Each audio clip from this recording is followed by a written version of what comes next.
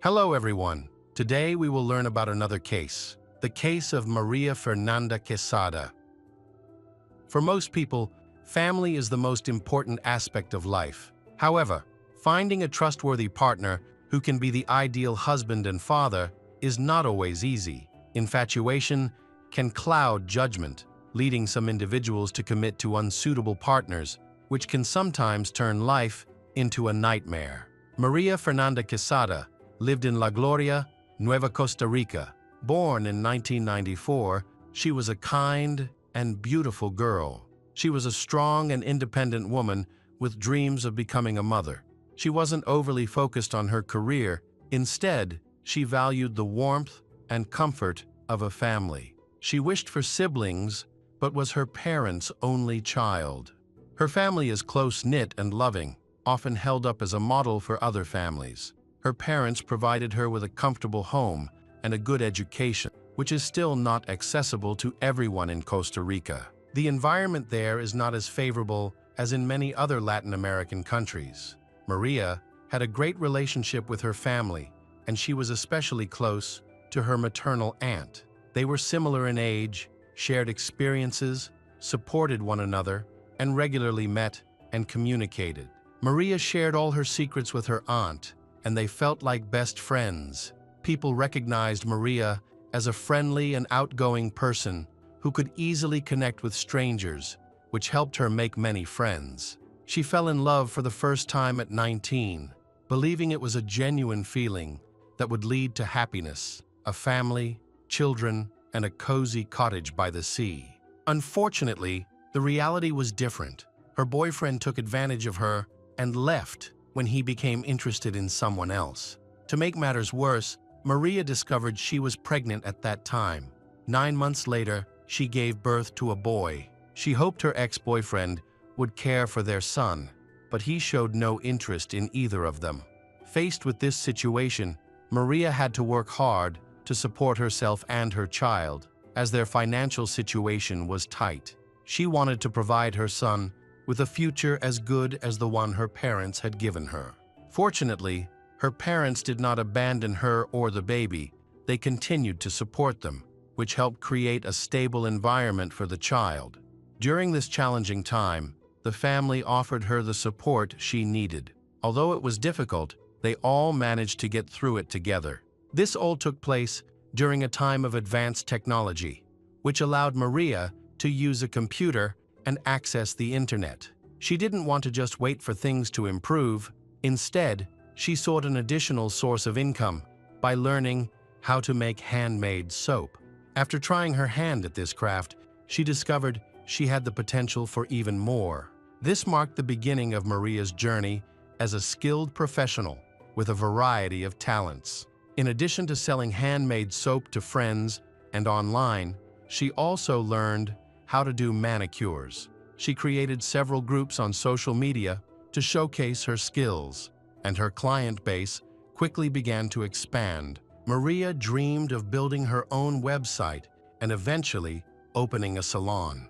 From the start, her efforts received positive feedback, and her clients were happy with her services. At this point, her main focus was on the well-being of her child and family, and she dedicated her free time to them.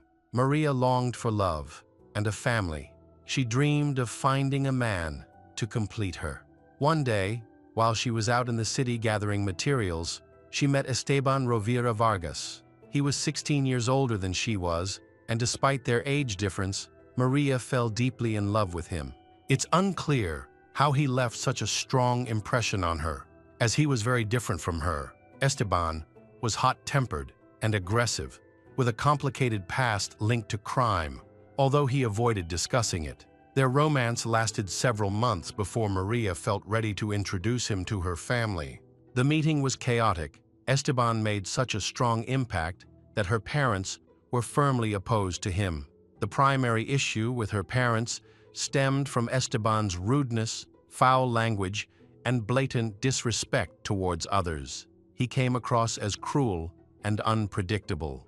When Maria's parents noticed this, Esteban reacted so violently that Maria had to intervene to prevent a scandal. In the end, Maria's parents insisted that she completely end her relationship, but their efforts were in vain. Maria had strong feelings for Esteban and was determined to stay with him no matter what. Understanding this, her parents reconciled, not wanting to jeopardize their relationship with their daughter or lose the chance to have a future grandchild. A few days later, Maria met Esteban's family, who were just like him, tough and unkind, which made Maria uncomfortable. She confided in her aunt that Esteban was the most reasonable person in his family. Despite his difficult personality, their relationship continued to grow. Esteban appears surprisingly calm around Maria, seemingly relying on her to help curb his temper. On April 6, 2019, they got married. Unfortunately, shortly after the wedding, Esteban revealed that Maria's parents had been right about him. He became increasingly abusive, starting to physically assault her almost immediately. The abuse happened every day, and Maria suffered both physical and emotional torment while trying to keep their new family together. Moreover, she was pregnant with their second child, which made her feel that if she could just hold on, things would improve after the baby was born. Above all, Maria did not want to raise another child without a father. Maria gave birth to her second child in 2020 and became increasingly overwhelmed by the situation. Just before the baby arrived, she moved in with her parents because she could no longer cope and was worried about her health and the baby's safety. After the birth, her husband seemed to have a change of heart. He visited her, sincerely apologized for his past mistakes and the pain he had caused, thanked her for their new son, and promised never to hurt her or argue with her again. Maria believed her plan had worked, but her family, especially her mother and aunt, remained skeptical. They recognized this behavior as typical of manipulators and feared the cycle would repeat. In the following months, Esteban genuinely devoted his free time to Maria and their newborn. He behaved like a caring husband and father, refraining from violence. It appeared that their family life was improving, and they began to share joyful moments together. Esteban also started to spend more time with Maria's older son, who was 7 at the time. However, Maria noticed that he seemed to show more affection for his biological child. Despite this, she felt happy about the positive changes. Esteban even changed jobs, securing a well-paying position as a Spanish teacher in a private school for foreign students, which greatly improved their financial situation. Maria frequently told her friends and family that she was genuinely happy, and even her aunt began to believe it might be true. Maria often kept in touch with her family, sharing that after the birth of their son, Esteban changed drastically. He managed to hide his aggressive and cruel nature, making family life feel like the fairy tale she had always wanted. During this time, they posted many family photos on social media, portraying themselves as happy parents with their children. It appeared to be a happy and healthy family. In this seemingly peaceful environment, more than a year went by. However, Esteban was actually suppressing his anger, which was building up like a tightly wound spring, ready to snap. Eventually, he lost control. He shouted at his wife for no reason and physically harmed her, leaving bruises on her face. Maria, in tears, turned to her relatives to share what had happened. She was reluctant to go to the police, hoping that things would improve and that she could keep the family together for their child's sake. Unfortunately, the situation worsened quickly. After just a few incidents, Esteban began to pressure and torment her even more than he had before the baby was born. Her relatives urged her to end the relationship. Esteban had reverted to the cruel person he had always been, unable to control his inner demons. In December 2021, Maria decided she could no longer endure the abuse. She reported her husband, Esteban. When Maria went to the police station to file her report, she presented fresh bruises on her body. Esteban had struck her so hard that she had visible hematomas on her face. She expressed that this situation could not continue any longer. Maria was frightened for her safety and her children's well-being. During the police investigation, her claims were supported by both her family and several neighbors who had witnessed Esteban's aggressive behavior. Neighbors witnessed that she had faced constant abuse from her husband. He would provoke arguments almost every day, which often escalated into brutal beatings. Maria was so beaten down that she feared talking to Esteban, worried it would lead to another fight. Maria was frequently seen with bruises, and the cause was always the same. Ultimately, she was able to obtain a restraining order, which prohibited Esteban from approaching her or their son without her permission. She moved in with her relatives along with her sons. Maria warned her family that her husband should not be allowed near their home. If he was seen, they should call the police. Even after obtaining a restraining order, Esteban was often spotted near the Quesada family's home. While he appeared to be loitering, it was clear he was looking for a chance to see Maria. Each time he was seen uninvited, he would leave quickly to avoid provoking a police call. But he continued to appear in the area, which was very concerning. Maria and Esteban were going through a divorce, along with custody and property disputes. Unfortunately, the process was progressing too slowly. Maria hoped to prove her husband's cruelty to ensure he would lose the chance to see their son. She feared that if he had contact with the boy, he would suffer the same abuse she had endured. On March 3, 2022, he showed up at Maria's parents' house without her permission. Some of her relatives were there, and they greeted Esteban with displeasure at the door. He requested to speak with Maria to address some issues regarding their divorce, emphasized that the discussion would focus on the division of their shared property. Witnesses present during the meeting observed that, despite his calm demeanor, Esteban was struggling to control his emotions. Maria consented to talk with her husband, particularly since he was not shouting or using foul language as he typically did. However, her family was concerned and advised her not to leave with a man they viewed as dangerous. Esteban insisted that Maria accompany him to retrieve some personal items she had forgotten during their hasty move. He also requested that their conversation remain private. Eventually, he persuaded her to get into the car. Esteban asked Maria to leave their older son with relatives, but he wants her to take the younger son with her. Maria agreed to this arrangement. As soon as they left her parents' house, arguments erupted again, starting the moment they were in the car. Esteban became more aggressive and eventually lost his temper, shouting loudly. They pulled over near the Quesada family home, where a neighbor noticed them arguing inside the car. Upon arriving at the house where they had lived before separating, noise and upheaval could be heard. It seemed that Esteban was breaking things or physically harming his wife again. The child was crying from inside the house. Their 2-year-old son could be heard pleading with his father to stop. Outside, a neighbor heard Maria calling for help. The neighbor rushed to the house but realized he had left his phone behind and couldn't call the police. At that moment, Esteban called his sister, revealing that he had just killed his ex-wife in front of their son, claiming she had attacked him first. His sister was horrified and urged him to take the child and go to the police, but he ignored her. Instead, Esteban left the scene of the crime, still wearing the blood-stained shirt from the incident. He placed the child in the front passenger seat of the car and quickly drove away. Several neighbors called the police, and Esteban's sister also reported the incident.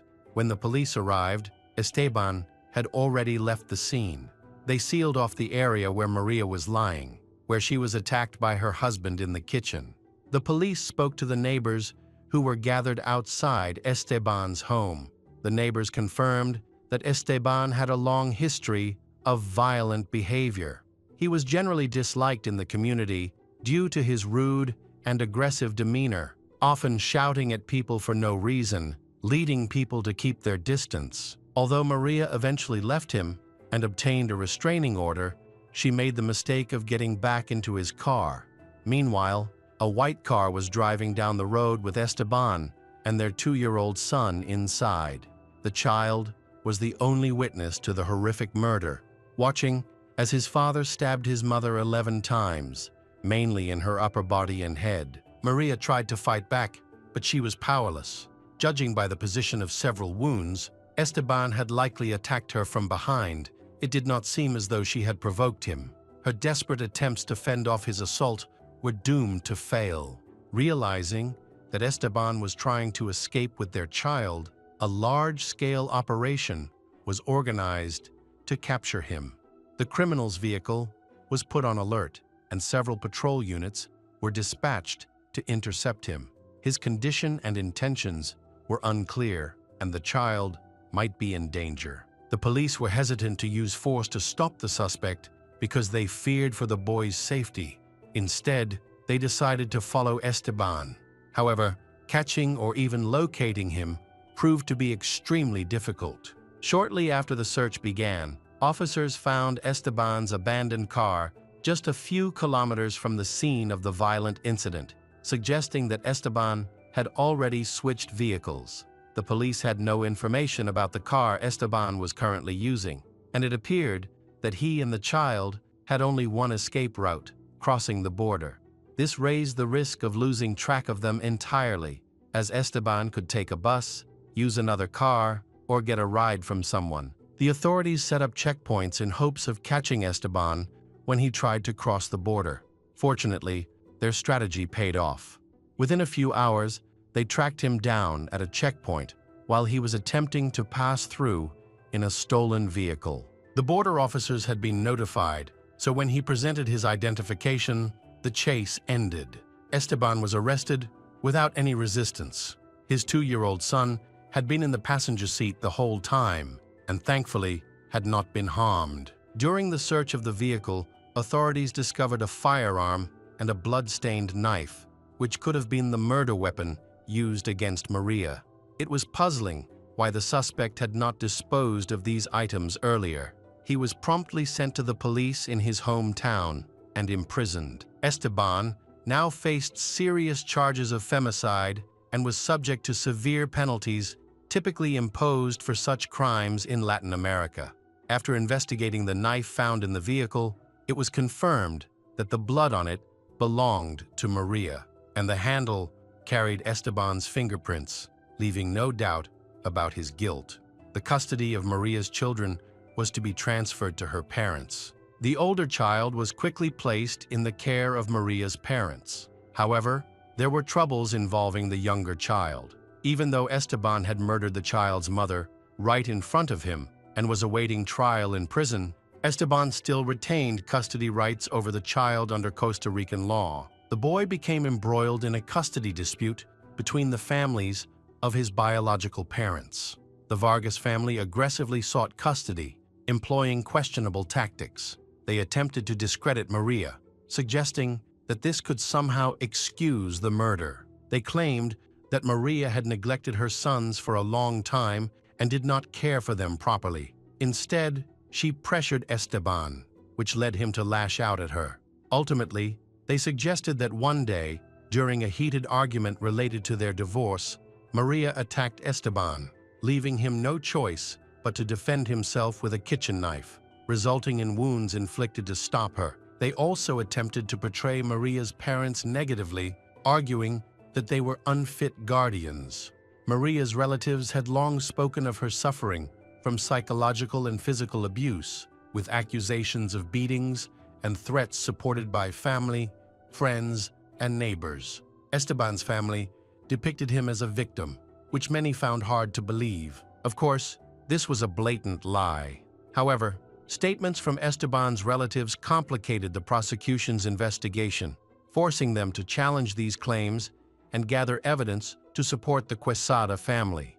As a result, a meeting was held to address the situation, which sparked activism from various feminist groups closely following this troubling case of violence. In March 2023, large protests demonstrated strong support for the victim's family.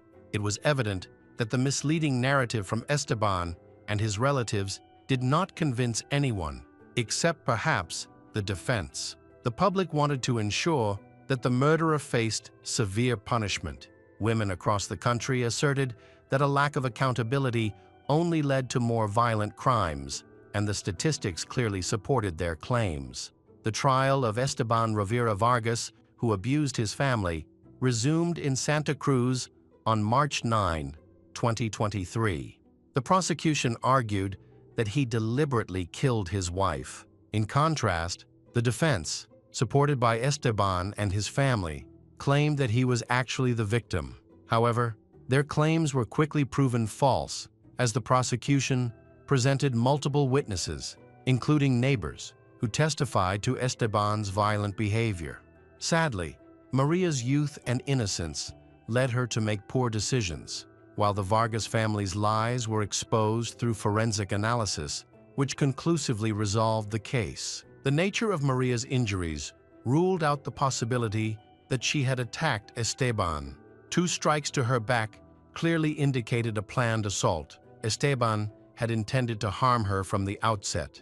Maria's younger son could not serve as a witness due to his age. However, recordings of conversations with their 2-year-old child were presented in court. These recordings revealed that Esteban repeatedly acted aggressively and often assaulted Maria. The older son also testified, corroborating his brother's claims about the violence inflicted by Esteban. Both children were afraid of him, especially the older son, who was not Esteban's biological child and held a strong bias against him. As a result of their traumatic experiences and the loss of their mother, both sons were sent for psychological treatment. The prosecution sought a 37-year prison sentence for the defendant, while the defense maintained his innocence throughout the trial, attempting to reduce his sentence and even aiming for an acquittal. Fortunately, these efforts were unsuccessful. In May 2023, the court ruled in favor of Maria. The defendant, Esteban Rivera Vargas, was sentenced to 35 years and 8 months in prison, and he is currently serving his sentence in a maximum security facility. Additionally, Esteban was ordered to pay 75 million Costa Rican colones in compensation to Maria's family.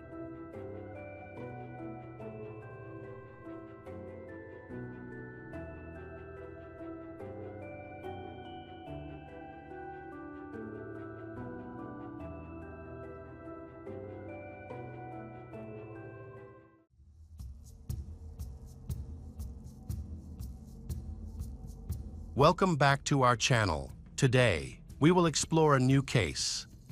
The case of Ashley Fallis. Ashley Fallis married her high school sweetheart right after finishing school, but their marriage lasted only a few years. During that time, she had 2 daughters. When the relationship ended, Ashley, just over 20 years old, she returned to her hometown with her children to live near her mother, Jenna, and stepfather, Joel. She found work as a respiratory therapist. Helping patients with breathing and heart issues became the sole provider for her family.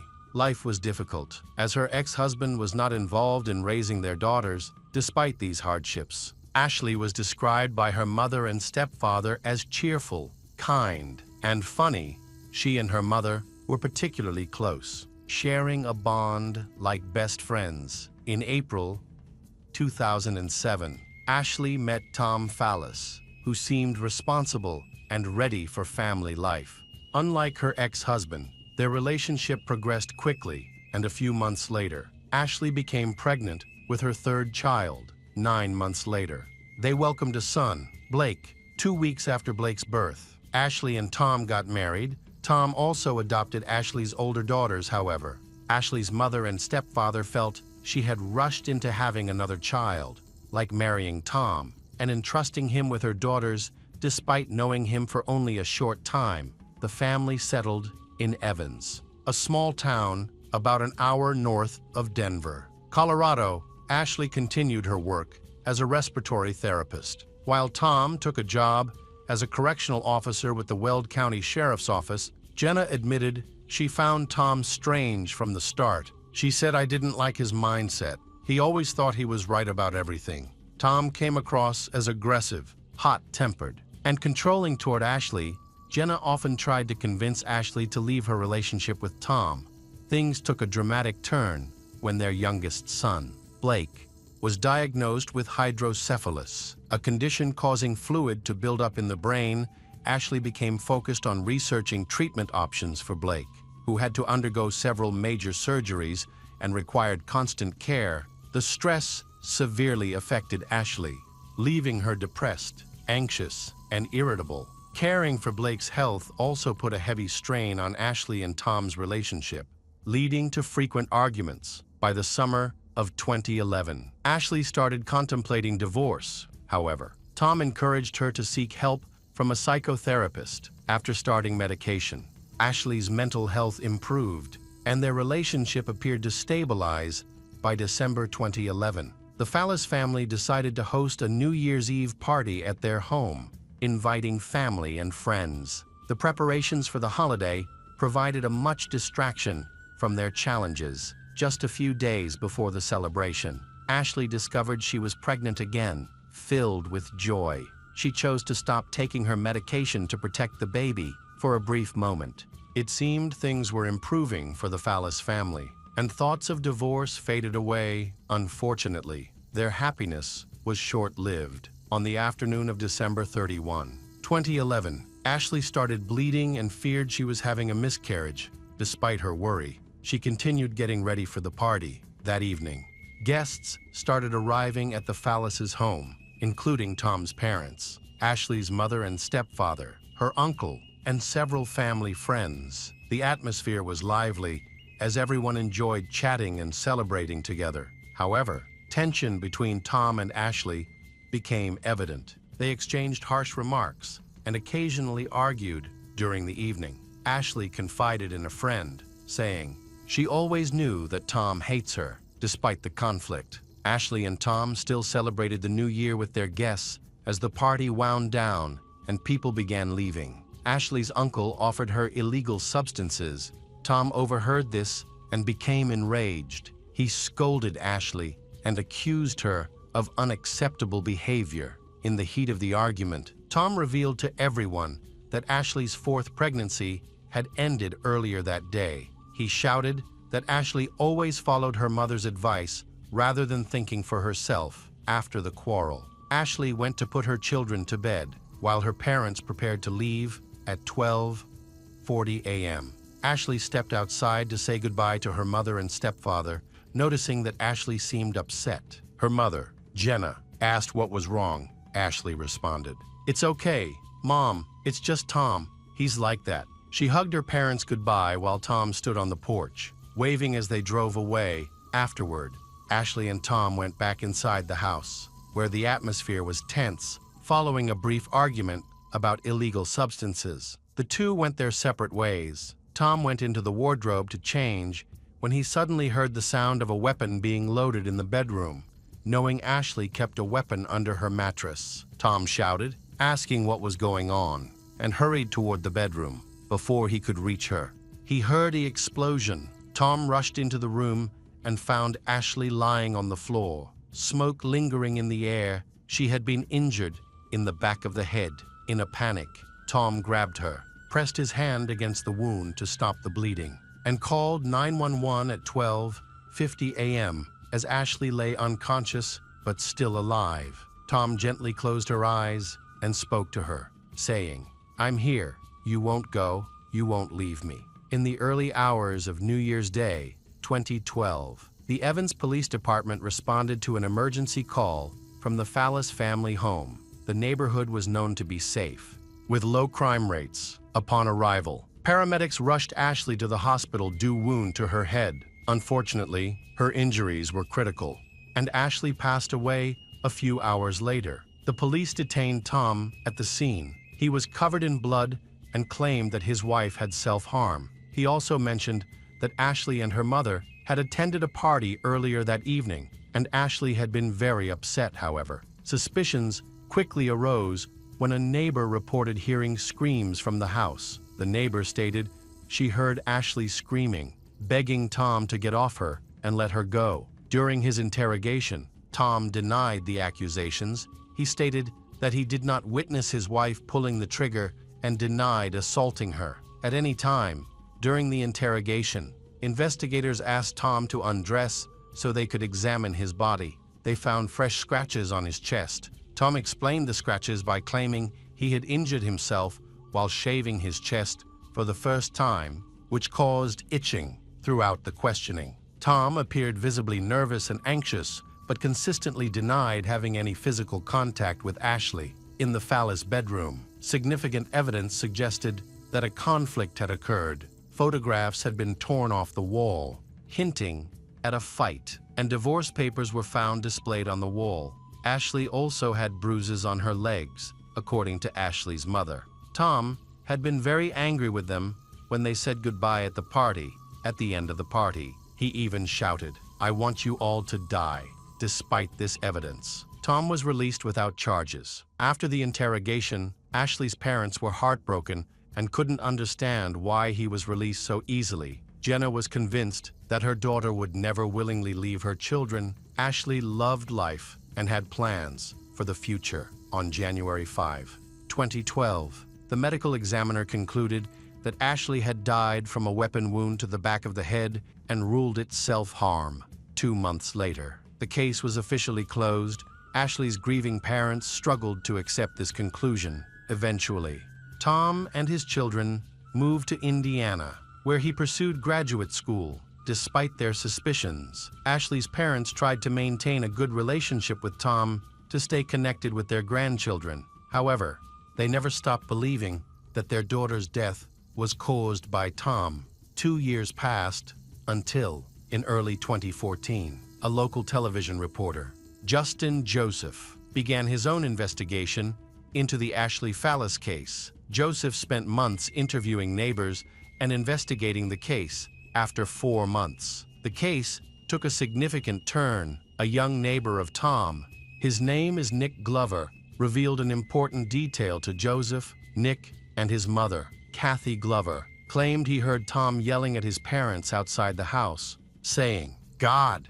I can't believe I did this," when his parents asked, "What are you saying?" Tom reportedly yelled, "I attacked her." Nick had informed the police immediately after the tragedy, and his statement was written down. However, no mention of Nick Glover's and Kathy account was found in the official police report. Joseph's report also uncovered another person who confirmed that Tom had confessed. A local police was present at the scene of the tragedy stated that Tom admitted to attack Ashley. Another neighbor also told the reporter that, on the night of the incident, she had called to the police, saying Tom attacked his wife. However, the police report misrepresented this information, stating instead that a woman had called to report that Ashley had self-harm. She also told the police that she had heard Ashley screaming from the phallus family home, saying, "Leave me alone." Despite this, at that time, the neighbor was not questioned further, which was considered a serious omission since she was a key witness that night. Ashley's parents believed the police had rushed to close the case and blamed Ashley for her own death. Despite the circumstantial evidence, thanks to Joseph's investigative work, Chief Rick Brandt began to reevaluate the case and the actions of his officers, who had quickly hushed it up. This time, the Fort Collins Police Department took over the investigation. They considered the testimonies of the neighbors who heard Ashley screaming. Tom continued to deny his involvement in Ashley's death, maintaining that she had pulled the trigger herself on New Year's Eve. Curiously, more than 2 years after Ashley's death, Tom handed over to the police what he claimed was a suicide note written by Ashley. The note read, "Dear Tom, I am sorry for your pain. I am a loser in everything. I don't even love my daughters and son. I love you, but I just can't stand this life anymore." In November 2014, Tom Phallus was charged with the death of Ashley Phallus. He was detained and arrested in Indiana after 3 years of freedom, thinking he had escaped justice. In March 2016, a trial was held against Tom.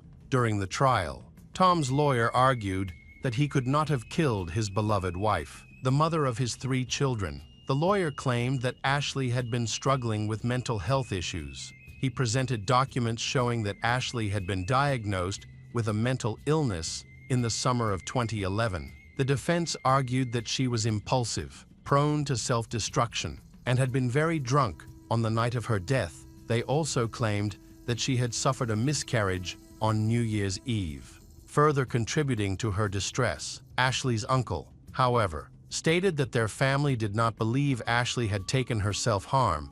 They were convinced that Tom was responsible for her death. Ashley's therapist also insisted that his patient had no self-destructive tendencies. He confirmed that she was taking certain medications. However, the doctor did not know that. In addition to them, she was prescribed prescription medicine from other specialists. Ashley apparently hid another important thing from the doctor: information, including the alleged suicide notes she wrote. It turned out that Ashley had written 2 similar notes, one of which was dated July 24, 2011. Ashley's mother, Jenna, insisted that her daughter was fine. But Tom behaved inappropriately that night. He was overly angry and aggressive toward her and toward Ashley. Jenna said that at the end of the party, she watched as Tom walked up the stairs, stood right in front of Ashley, and told Ashley, "I hate you all, and I wish you all died."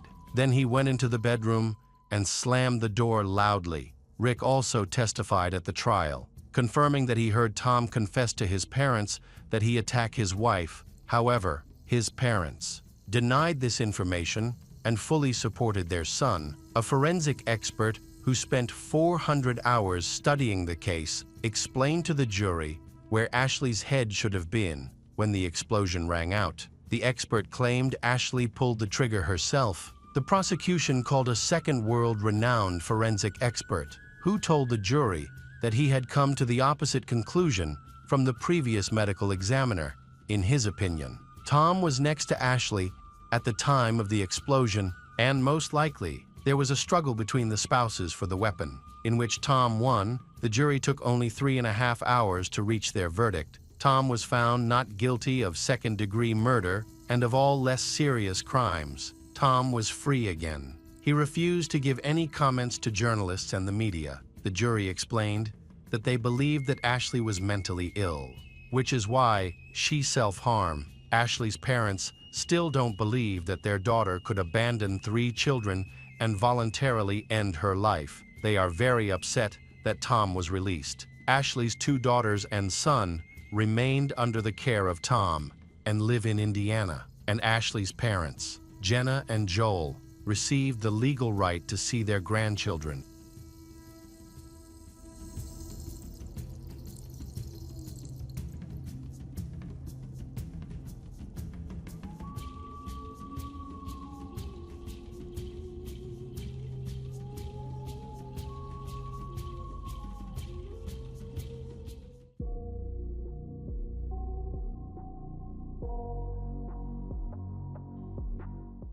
Hello again, crime enthusiasts. Are you ready for another chilling investigation?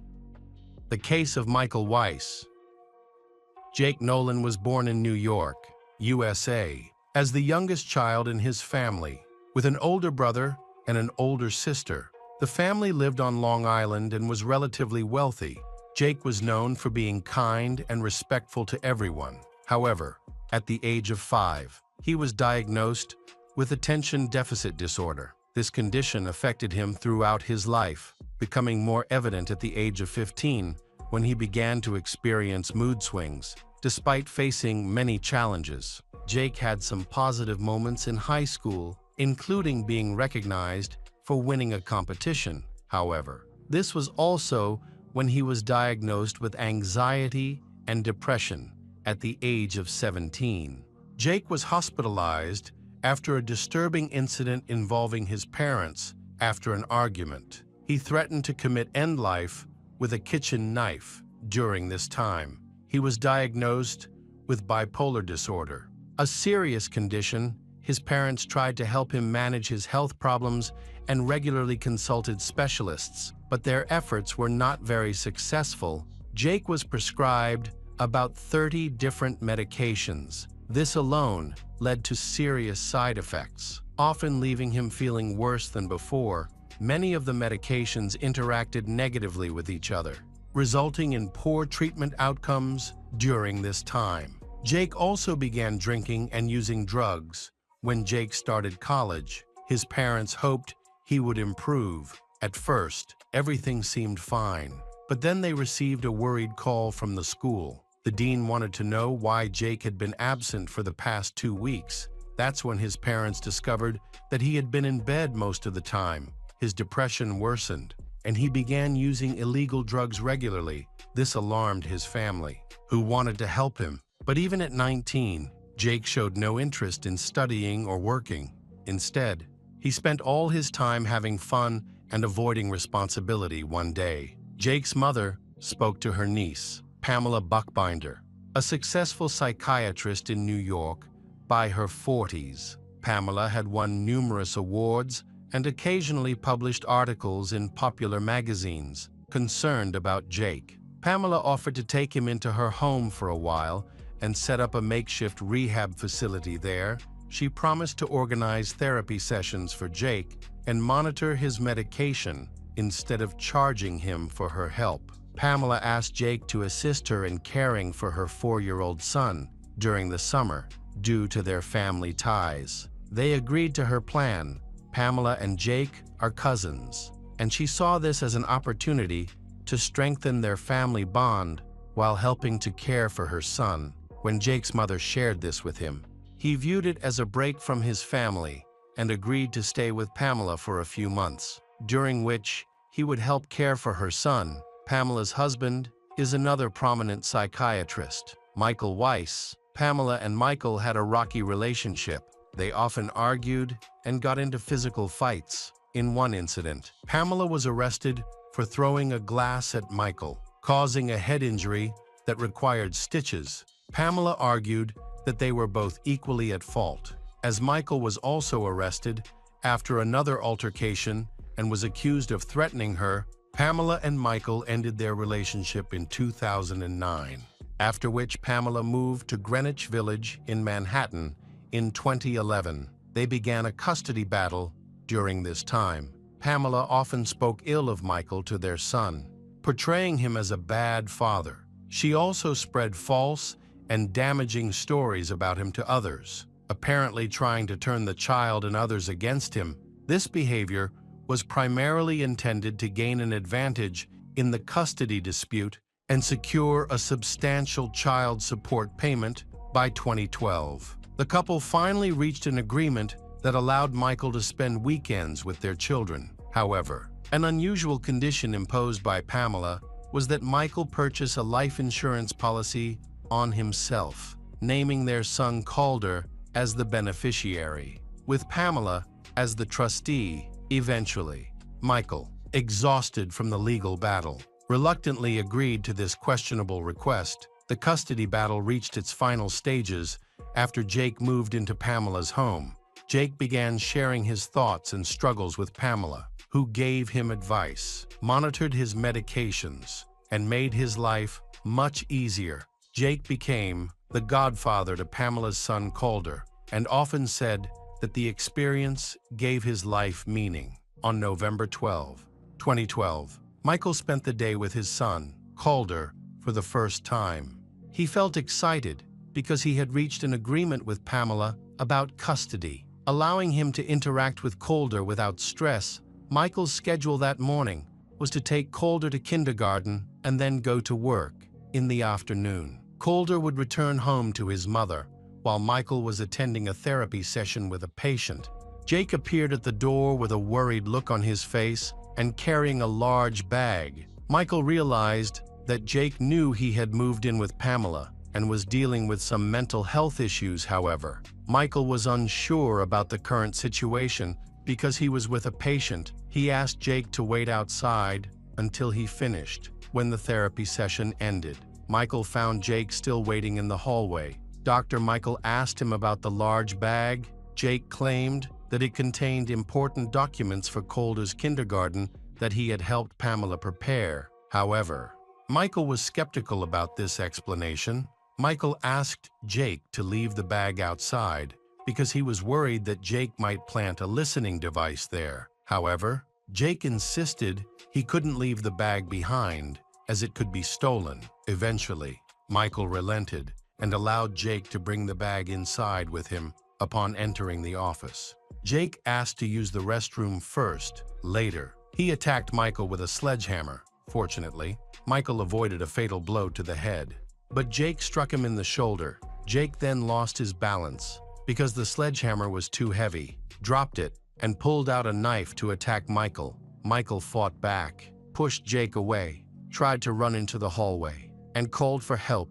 People gathered in the hallway, and shortly after, Michael passed out from blood loss. Witnesses called the police and paramedics. Jake, however, didn't attempt to flee. Instead, he sat in the hallway and took pictures. When the paramedics arrived, they found Michael unconscious and Jake sitting beside him. Jake told the paramedics that Michael had attacked him first. Meanwhile, both Michael and Jake were taken to the hospital, where they were placed under police supervision. Forensic experts retrieved the sledgehammer and knife from Michael's office. Upon examination, they found a DNA sample on the handle of the sledgehammer that matched Jake's. The knife was also analyzed and determined to have come from Pamela's kitchen, inside a large bag belonging to Jake. The police found a pack of cigarettes, zip ties, and a hand-drawn map of the building where Michael worked, showing multiple entrances and exits. The police traced the bag to a purchase near Pamela's home. They reviewed surveillance footage from a nearby hardware store and observed that Jake had bought the sledgehammer used in the attack, along with zip ties and a bag. The night before, Pamela was seen next to him, paying cash for the items, possibly aware of the planned crime. Although Michael suffered multiple injuries, none were life-threatening. Jake was taken to the hospital but was released on $200 bail while awaiting a hearing on the attempted murder charge. He is allowed to stay with his parents in Miami. Jake spoke to the police and claimed that the attack was self-defense, stating that Michael had taken Jake's sledgehammer and tried to injure himself. When Jake realized that his lie was not convincing, he decided to tell the police the truth about what had happened. He accused Pamela of being the real mastermind, claiming that she had manipulated him and turned him against Michael. Pamela then provided the police with Jake's medical history, which indicated that he had suffered from a number of serious mental health issues. The police investigated Jake's testimony, and evidence supporting his claim quickly emerged. Pamela had an ulterior motive to harm her ex-husband. In November 2013, Michael Weiss filed a lawsuit against Pamela, alleging that his ex-wife pressured him into taking out $1 million life insurance policy. He pointed out that the attack occurred just 4 days after the contract was issued, which raised suspicions. Michael believed that this was a planned plot to benefit Pamela financially. Additionally, Jake's attorney secured a restraining order against Pamela, arguing that it was necessary to protect Jake's mental health from her influence. Despite the overwhelming evidence against Pamela, she was not arrested or questioned, and her medical license remained intact. Meanwhile, the investigation continued, and an expert was brought in to analyze the building blueprints found in Jake's bag. It was revealed that Pamela had drawn the blueprints, but she claimed that the maps were for Jake to find Michael and pick up Calder if necessary. Pamela was in regular contact with Jake before and after the attempted assassination. Their text messages showed that she was aware of his whereabouts and what was going on. After Jake sent a selfie to Michael following the attempted assassination, they had a long conversation that revealed the plan had failed. Jake expressed guilt for not being able to kill Michael during this time. Jake fully admitted his actions and showed a willingness to accept the consequences, no matter how severe they might be. He told detectives that Pamela had convinced him to kill Michael to free her from an abusive relationship that was harming both her and her young son at the time. Jake was so close to the boy that he wanted to help his relatives get rid of Michael. He did not know that Michael's life was insured for a significant amount of money and that Pamela could benefit from the insurance payout. Jake did not care about the money because his family supported him. However, Pamela manipulated him to the point that he was willing to do anything for her. Unfortunately, The case did not progress, even after 2 years. The situation remained unchanged. As of 2015, Pamela was still living comfortably at home with her son, sharing custody with Michael, as there was no evidence to prove her involvement in the attempted murder. Meanwhile, Jake is in Miami, receiving comprehensive care, and his condition begins to improve as he starts to regain his sanity. Jake realizes that he has become a pawn in Pamela's scheme. Devoted to caring for her child and managing household responsibilities, he understands that Pamela never intended to help him. Instead, she aimed to use him for her own dubious purposes. Jake has overcome his harmful habits and envisions a future where he can start a family and raise children. However, he faces the serious possibility of being imprisoned for years due to the betrayal of someone he once trusted. Additionally, questions begin to arise regarding the nature of Jake's relationship with Pamela, which seems to extend beyond simple family support and therapeutic assistance. Their interactions resemble typical affectionate exchanges between newlyweds, and a photo of them together in bed has surfaced. It appears that Pamela is pursuing Jake with the intent of deepening their relationship. Possibly to manipulate him, Pamela recounted a fabricated story of having endured physical violence throughout her marriage. She eventually accused Michael of trying to gain custody of their son. Over time, Jake grew to believe her, insisting that he would do anything for Pamela. She convinced him that in order to survive, he needed to eliminate Michael. It was clear that Pamela was not strong enough to confront a robust adult man, making Jake a suitable candidate for her dangerous scheme. The trial began in March 2016, where the jury was presented with a detailed account of the events that took place on November 12, 2012. Jake recalled Pamela waking him up that morning, insisting that it was time to put their plan into action. She showered him with compliments, calling him her savior. After breakfast, she continued her manipulations. On November 11, they purchased a sledgehammer, zip ties, and a bag in preparation for their plan. The details of the plot were far more sinister than the events that transpired in Michael's office. Initially, Jake was supposed to attack Michael and torture him before he died. Pamela wanted Michael to suffer for as long as possible. Jake then went to Michael's office, entering through the service entrance, where security cameras recorded his arrival. Remarkably, he made no attempt to conceal his identity. With confidence, he walked down the hallway and approached Michael's office. At the time, Michael was examining a patient, forcing Jake to step back and wait outside. Jake was in the hallway. Rethinking his actions, he soon realized that if he backed out now, he wouldn't be able to face Pamela. There was no turning back.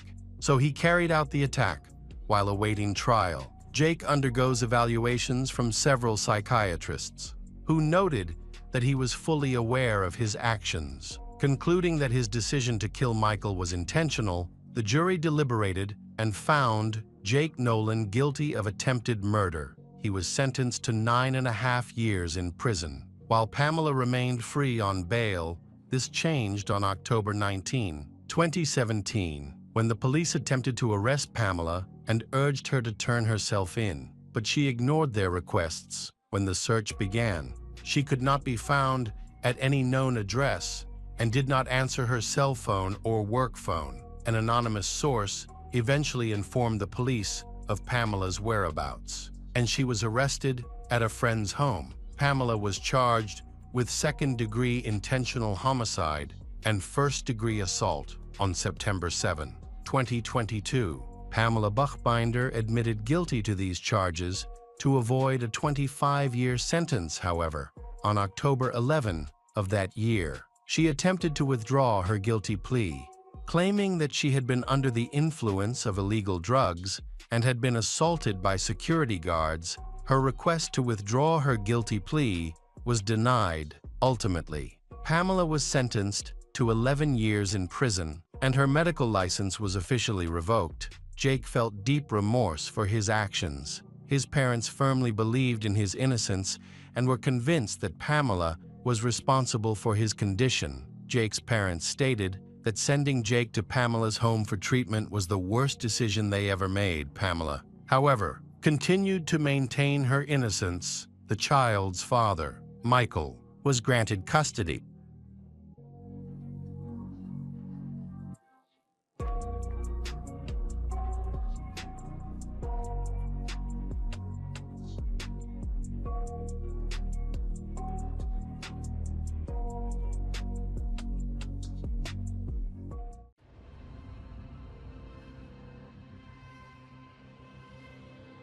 Welcome back to our channel. Today, we will explore a new case, the case of Lauren Kanarek.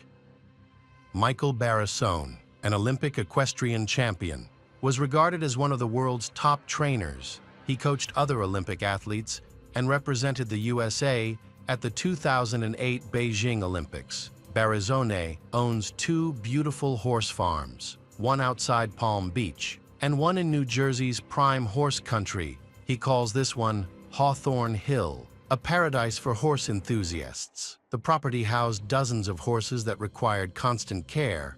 Lauren Kanarek contacted Michael with the dream of becoming an equestrian champion. Her passion for horses began at the age of 3, when she and her parents visited a small horse farm in Wellington, Florida. Seeing a horse for the first time left a lasting impression, and from that moment, she couldn't stop thinking about these animals. As she grew older, her desire to pursue equestrian sports only strengthened.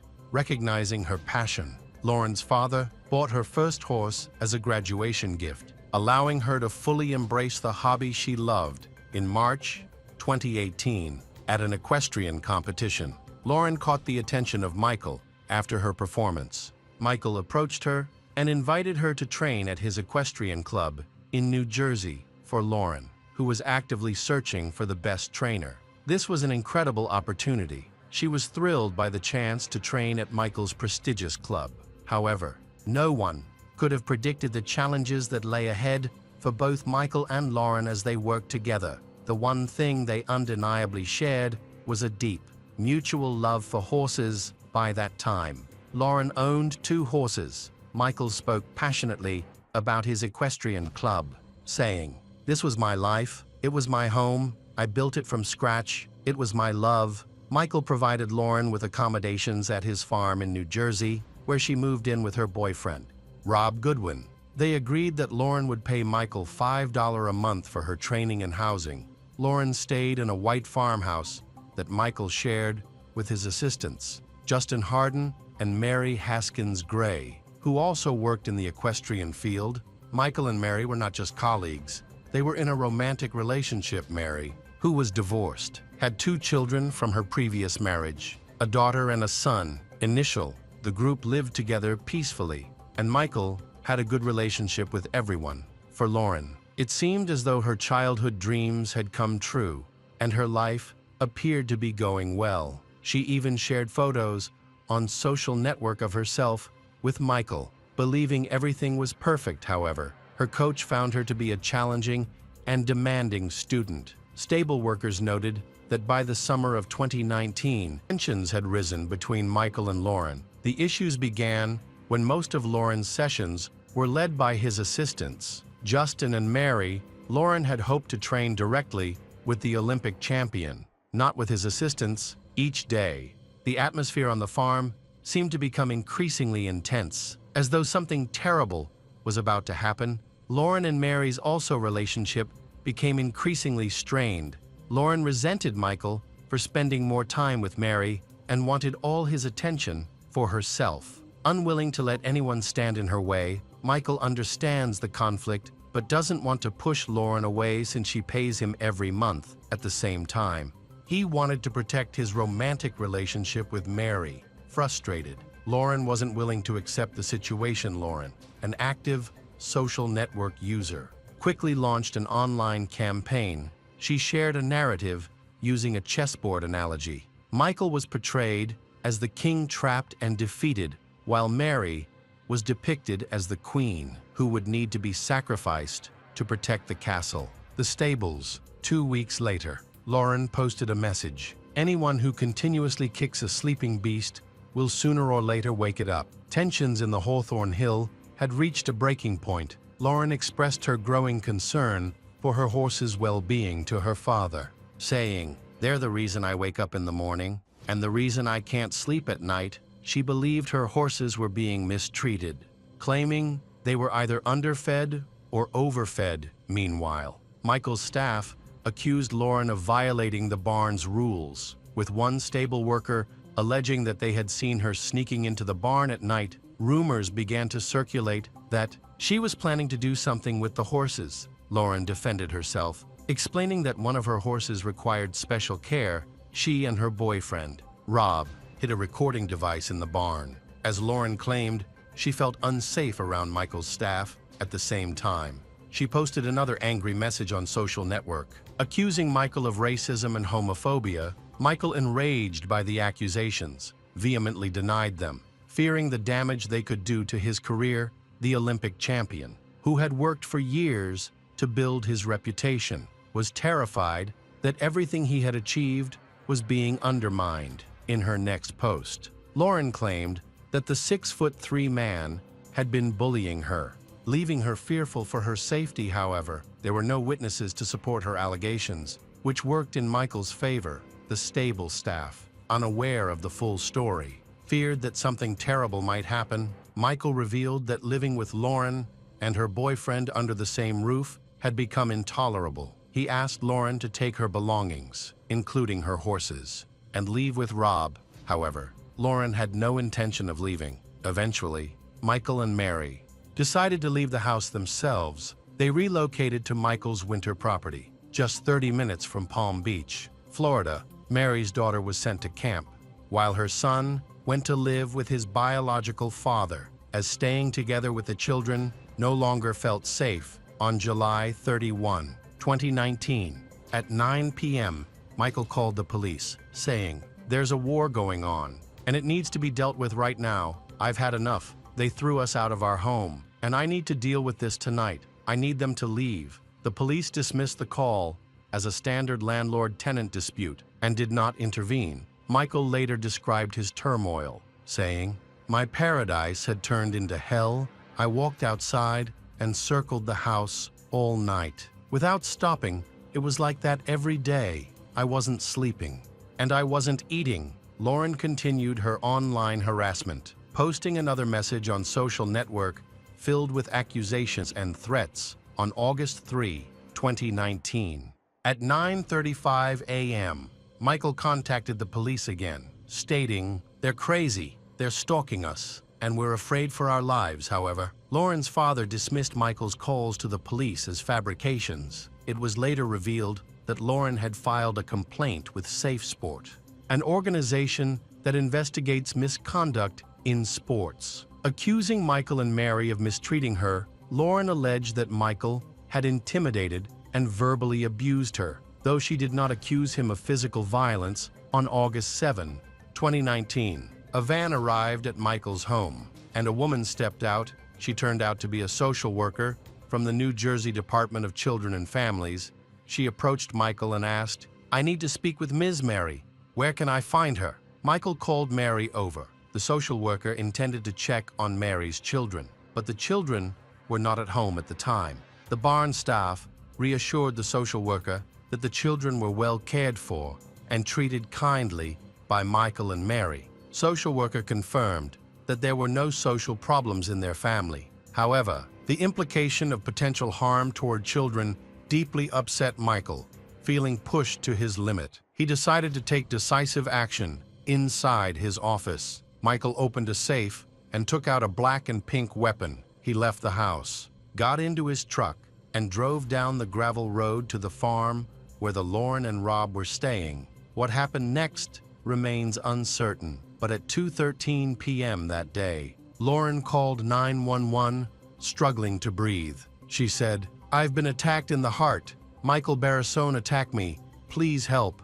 While she was on the call, the sounds of a fight between Rob and Michael could be heard in the background. When the police arrived, they found Rob holding a badly beaten Michael down on the ground. Rob had the weapon in his possession, The officers immediately handcuffed Michael. Lauren was in critical condition. Lying on her back, pale and nearly gray, she was rushed to the hospital for emergency surgery. Doctors were uncertain if she had suffered brain damage. To stabilize her, Lauren was placed in a medically induced coma and connected to tubes supporting her body. Meanwhile, Michael was also hospitalized. When he woke up in a hospital bed, he saw himself handcuffed to the bed rail. He claimed to have no memory of attack Lauren, as if his mind had been completely wiped the following day. Michael Barrassone was charged with attempted murder and faced the possibility of an 80-year prison sentence. Confused and furious, he couldn't understand how it had all happened. Lauren remained in a coma for 4 days, followed by 3 weeks in the intensive care unit, unable to speak due to being on a ventilator. She eventually recovered enough to talk to the police after being moved to a regular hospital room. Lauren explained that Michael had been hiding behind a bush near her back porch, unaware that he had a weapon. She approached him and started talking. Suddenly, Michael pulled out the weapon and attacked her twice. Rob was nearby, witnessed the attack.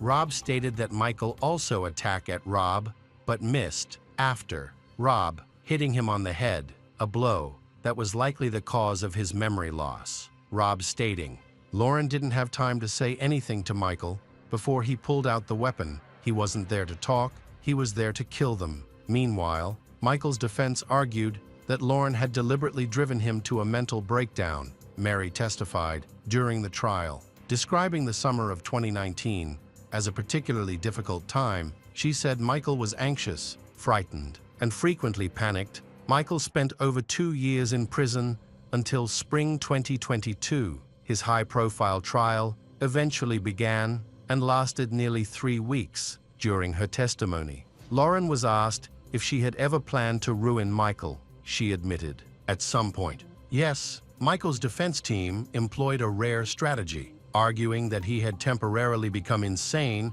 and was mentally unbalanced. The doctors asserted that Lauren gaslit him, manipulated his perception of reality, and drove him beyond his breaking point. However, Nagel, Lauren's attorney, suggesting that Michael's memory lapse was selective, affecting only the crime itself while leaving other memories intact. Final. The court found Michael Barrassone not guilty of committing a crime against Lauren Kanarek. The jury concluded that, at the time of the incident, Michael was not mentally stable. He was not held criminally liable for his actions on that day at the equestrian club. The judge declared Michael the true victim in the story. After the verdict, Michael burst into tears and collapsed into his lawyer's arms. His legal team rejoiced, calling it justice. Michael considers the day of the verdict the best day of his life. Reflecting afterward, Michael said, I was lost. I'm like a rudderless ship.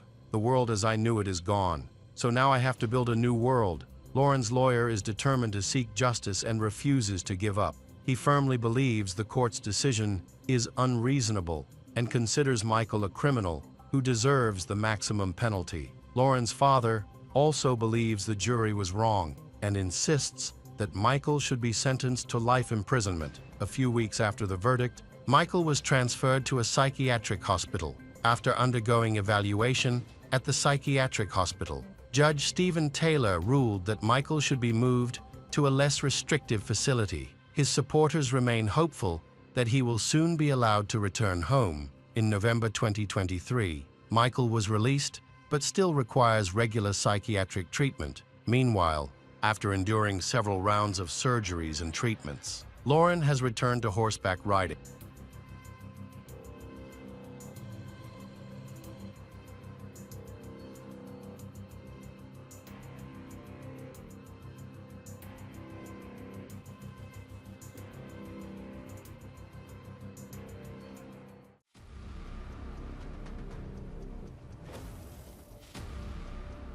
Welcome back to our channel. Today, we will explore a new case, the case of Carla Faye Tucker.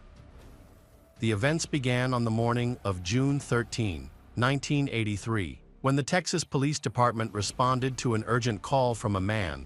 Officers were dispatched to a house in the northeastern part of the city inside. They discovered the bodies of a man and a woman who had been brutally killed with a pickaxe initially. Investigators suspected the murders were the result of a robbery gone wrong, but the sheer savagery of the crime made this theory unlikely.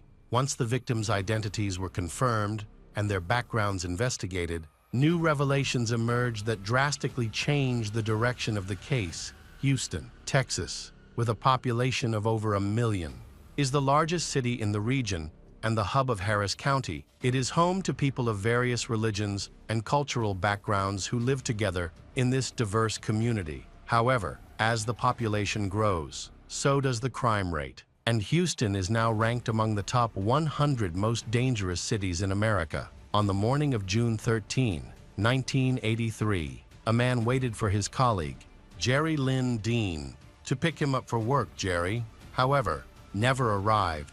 They had recently signed a contract for a security system installation job, and he knew Jerry was not the type to miss work without a good reason, since they lived close to each other. He decided to check on Jerry after waiting for some time, assuming his colleague might have overslept. When Gregory reached Jerry's apartment, he noticed the door was slightly open. He stepped inside and called out for Jerry, but received no response. He found the TV and the sound system were tangled together, and Jerry's motorcycle, which Jerry had been working on, was gone. Concerned, he began searching all over the apartment.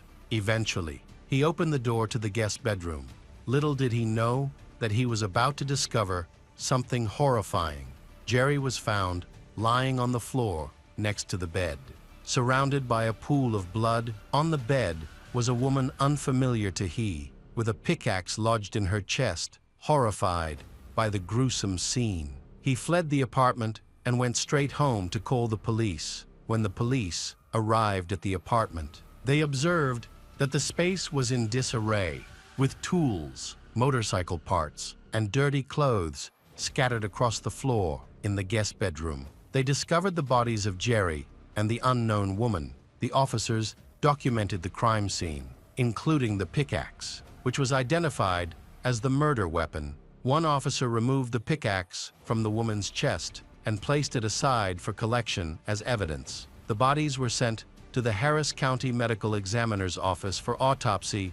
During questioning, the colleague said to the investigators that the apartment door had been open when he arrived, and the interior looked as though someone had ransacked it. He also noticed that Jerry's motorcycle and blue Chevrolet El Camino pickup truck were missing. A search of the apartment revealed that both victims' wallets had also disappeared. Additionally, investigators discovered that the bird hammer used in the attack was taken from Jerry's toolkit. The detectives found no evidence of forced entry into the apartment. Neighbors mentioned hearing loud noises from the apartment early in the morning, but did not call the police, as they neither heard cries for help nor explosion and assumed nothing serious had occurred. Investigators theorized that the perpetrator was either someone the victims knew and willingly let in, or someone who entered through a door that was accidentally unlocked. Meanwhile, the severity of the attack pointed to the possibility of a premeditated murder.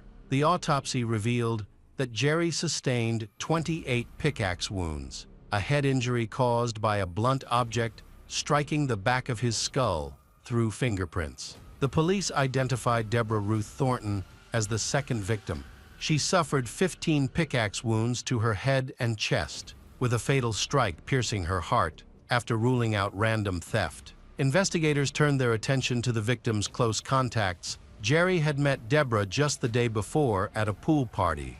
This was the first time they had met. Friends at the party stated that Deborah had attended to relax and escape her personal problems. Further inquiries revealed that Deborah was married and had 2 children. So, suspicion first fell on her husband. The husband was questioned and told investigators that on the evening of June 12, he had been at home with his children. He acknowledged that he and his wife had been having misunderstandings recently, but insisted he loved her and would never harm her. He claimed to know nothing about Deborah's infidelity and said he had never heard of a man named Jerry before. Investigators confirmed the husband's alibi and ruled him out as a suspect afterward. They learn of another person who may have held a grudge, Deborah's father, William.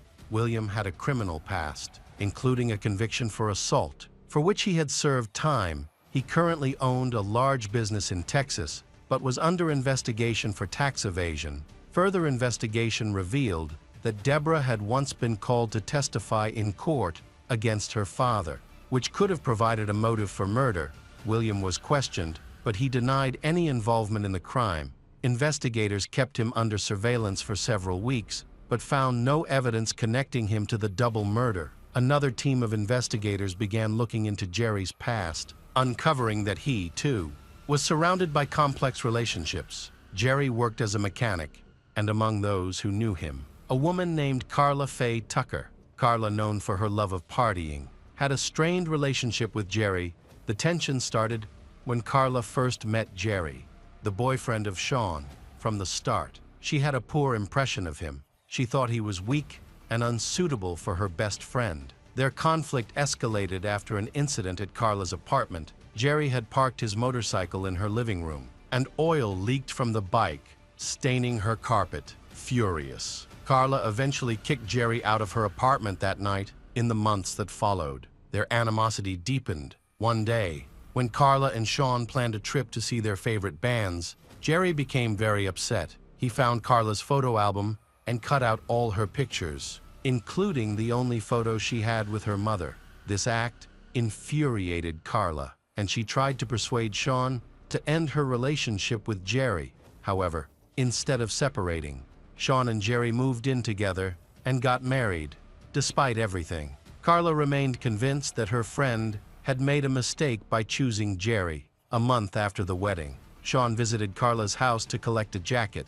During the visit, Carla mentioned that she no longer wanted to see Jerry. Upon hearing that Jerry had parked outside near her house, Carla stormed outside, confronted him, hit him in the face, and broke his glasses. This incident led to Jerry being taken to the hospital to remove glass fragments from his eye. In June of the same year, Sean and Jerry separated, citing accusations of domestic violence and clashing lifestyles. In retaliation for the alleged abuse she claimed to have suffered, Sean withdrew a large sum of money from Jerry's account and went shopping with Carla. After hearing this, Jerry allegedly began plotting his revenge. Rumors circulated that he had hired someone to attack Carla, intending to disfigure her. Their volatile relationship quickly attracted the attention of investigators. Carla was born on November 18, 1959, in Houston, Texas. To Larry and Carolyn, she had two much older sisters who were said to have negatively influenced her. This influence contributed to Carla starting to smoke at just 8 years old. When she was 10, her parents divorced, and she discovered that Larry was not her biological father. By the age of 12, Carla had begun use with banned substance and lived loosely with men. At 14, she dropped out of school and, following her mother's example, started working as an escort. Carolyn even taught Carla how to use her body to earn money. Around this time, Carla's sister introduced her to men who frequented biker clubs. Carla and her mother also became passionate fans of rock music and began traveling with music groups, embracing a carefree and unconventional lifestyle. Carla adapted quickly to this new way of living. At 16, she met Stephen Griffith, a laborer, and the two planned to marry. However, Carla found married life overwhelming. They frequently argued, and their fights often turned physical. Stephen even told his friends that Carla could hit harder than any man he knew. After 2 years of constant conflict, they decided to separate, and Carla returned to her previous lifestyle. When Carla was 20, Carolyn passed away. By that time, Carla had returned to spending time in biker clubs. It was during this period that she became close friends with Sean Dean. Their bond grew strong. The detectives questioned Carla. She admitted to having disagreements with Jerry, but denied any involvement in the crime. Carla allowed the police to take her fingerprints and initially agreed to a polygraph test, but later refused it after her boyfriend advised against it. The fingerprints provided no useful leads. As experts, couldn't find viable evidence at the crime scene or on the murder weapon, however. Carla's sudden refusal to take a lie detector test made the detectives even more suspicious of her. Even so, this was not enough to add Carla or Sean to the list of suspects. Detectives continued visiting them regularly, hoping one of them would slip up. Carla appeared completely unbothered and carried on with her life. Attending parties as usual, weeks passed, and detectives still could not find any evidence linking of them. A detective from the homicide department took an interest in the case after hearing the name Daniel Ryan Garrett. Carla's boyfriend, the detective, had grown up in the same neighborhood as Daniel and also acquainted with Daniel's ex-wife. The detective contacted Daniel's ex-wife and asked if she had any information about Daniel or Carla's potential involvement in the Houston double murder. She confessed that she had not seen her ex-husband for a long time and expressed a desire to talk to him about it. On July 18, 1983, the Houston Police Department received an urgent call, judging by the voice on the other end of the line. The caller sounded extremely nervous. He demanded to speak specifically to this detective. It was Daniel's brother, and he claimed to have information about the murder. Daniel's brother confessed that he had kept this information a secret for 5 weeks. He also mentioned a third individual, James Leibrandt, a friend of his, who was present at Jerry's house on the night of the incident. He warned that the situation was escalating because Carla had been talking about killing one of the witnesses to silence them during his interrogation. He said that early in the morning of June 13, Daniel and Carla arrived at his house in a blue pickup truck. Carla bragged that she had taken care of Jerry and an unidentified woman, and both of them asked him to help destroy the evidence. Initially, he hesitated to get involved, but ultimately decided to assist. He burned Jerry's wallet in an ashtray, and the stolen motorcycle parts were dumped into a nearby ditch. On July 20, 1983, Daniel's brother rode a motorcycle to Carla's house with a transmitter hidden under his shirt and a recorder concealed in his shoe. The detective and the investigative team listened from a surveillance van parked a block away. Daniel's brother casually started the conversation, carefully guiding it toward the topic of the killing. Ultimately, the suspect, Carla, provided a detailed account of what happened on the night of June 12. Carla had organized a birthday party for her sister. The celebration lasted the entire weekend, with friends coming and going, drinking alcohol, and using banned substance, which were plentiful in the house. By Sunday evening, when only James, Daniel, and Carla remained, she told Daniel that she felt overwhelmed with emotions and energy. The three of them began discussing a planned crime, and Carla suggested stealing Jerry's motorbike and selling it for parts to make money. She expressed her deep hatred for Jerry and said she wanted to make him pay for everything he had done to her and Sean. Around 3 a.m., they went to Jerry's house. They entered without any trouble because Carla had stolen an extra set of keys several weeks earlier. At the time, she didn't know why she had taken the keys, but they ended up being crucial on the night of the murder. During a recorded conversation, Daniel's brother asked if they had planned to kill anyone when they entered the house. Carla replied no, explaining that everything had happened spontaneously at the time. Carla was intoxicated and under the influence of banned substance. She sat on top of Jerry as he woke up. Trying to restrain him, Jerry attempted to free himself by grabbing her hands, but at that moment, Daniel struck him multiple times in the head with a hammer while in her drunken and drugged state. Carla became irritated by the gurgling sounds Jerry, who was dying, was making in a fit of rage. She grabbed a pickaxe and struck his body with it. Carla later admitted that using the flat side of the pickaxe gave her a feeling of arousal. Daniel struck the final, deadly blow to Jerry's head with the hammer and then left the room. At that moment, Carla noticed a woman hidden under a blanket in the corner of the bed. Up to that point, she had been so focused on Jerry that she hadn't realized someone else was there. Carla and the woman began to struggle. Their fight continued until Daniel returned, overcome by rage. Carla attacked the woman repeatedly with the pickaxe,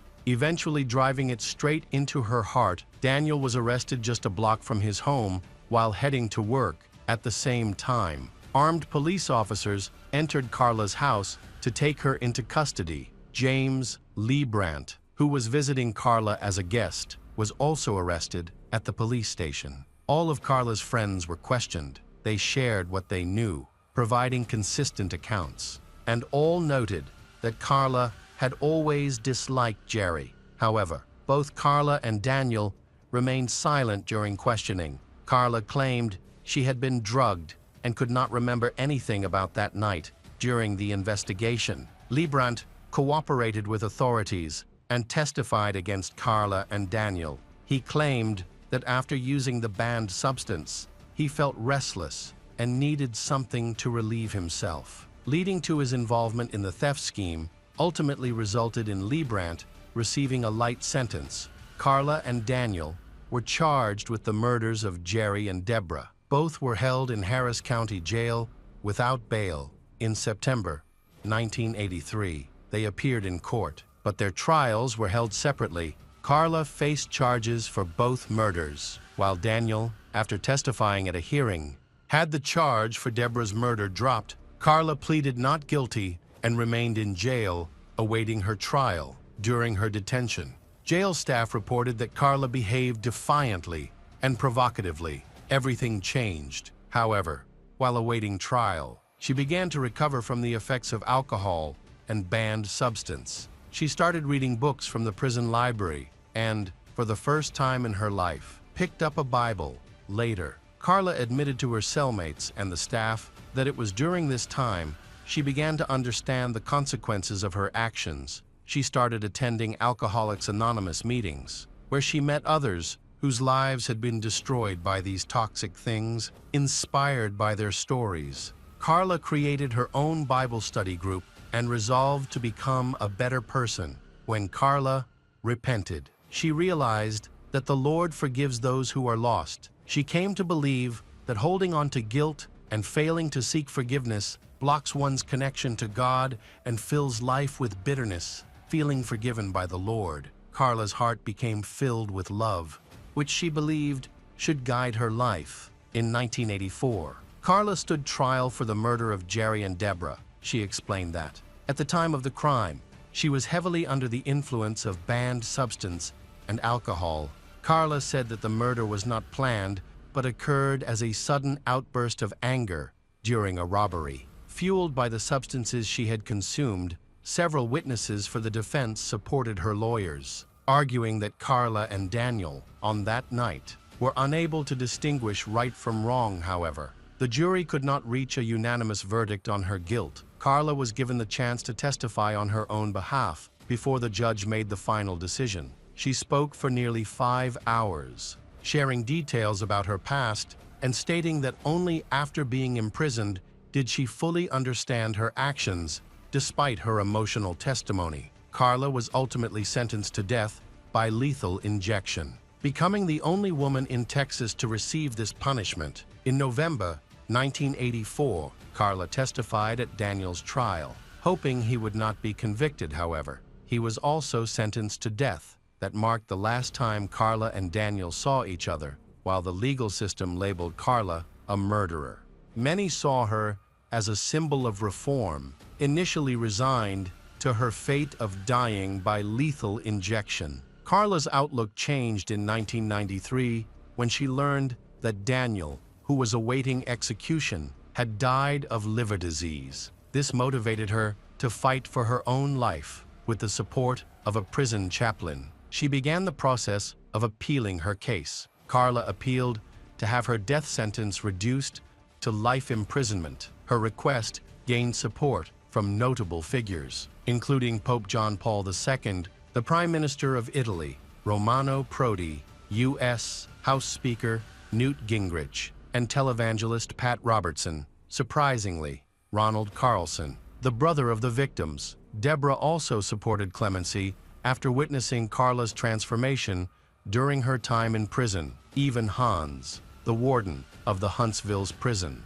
testified that Carla had been an exemplary inmate. The decision now rested with the Texas Board of Pardons and Paroles, which was responsible for recommending whether her death sentence should be commuted. However, the final authority belonged to Governor Texas, George W. Bush. On January 28, 1998, the board rejected Carla's request. In response, she wrote a letter to Governor Bush, acknowledging her actions as acts of extreme cruelty and recounting her journey of transformation. Despite her plea, the governor denied her final appeal just hours before her execution, refusing to commute her death sentence to life imprisonment.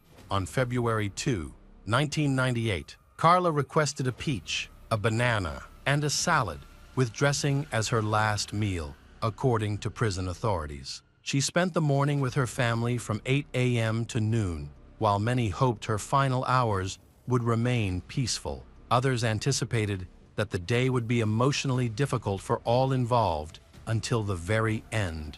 People awaited the governor's decision. Would he grant her mercy? On February 3, 1998, Carla Tucker was executed by lethal injection in Texas. She had requested the presence of her sister, Kari Weeks, and some friends during her final moments at 6:45 p.m., 8 minutes after the injection. She was pronounced dead. Carla was the first woman to be executed in Texas in 135 years since the reinstatement of the death penalty. Carla was buried at Forest Park, Lawndale Cemetery in Houston later. Accusations arose against Governor Bush, alleging that he lacked compassion for Carla during the appeals process. In response, Bush issued a statement expressing that he had forgiven her, but emphasized that justice still needed to be served for the 2 lives she had taken. Carla inspired the creation of several fictional characters in stories that explored her troubled upbringing and how it eventually led to her crimes. Fred Allen, the execution team's captain, revealed that overseeing Carla's execution caused him deep emotional turmoil. He later resigned from his role in the Texas prison system and became a vocal critic of the death penalty. Allen argued that no one has the moral right to take another person's life, even if it is sanctioned by the law. He also shared that when Carla was brought in, he realized she was the first woman scheduled for execution, and he vividly remembered the details of that day. Carla looked at him and said, "Thank you, Allen, for everything you are doing." Allen replied, "You're welcome," and fastened the safety strap. Other members of the team carried out the necessary procedures, and everything proceeded as expected. When Carla was pronounced dead, Allen and the others placed her body on the stretcher, removed the straps, and went about their usual tasks. However, shortly afterward, Allen suddenly imagined the pain Carla must have felt. He broke into a cold sweat, began trembling, and burst into tears. It was a deeply shocking experience for him. The changes Carla underwent in prison profoundly affected many who had initially seen her as nothing more than an antisocial individual.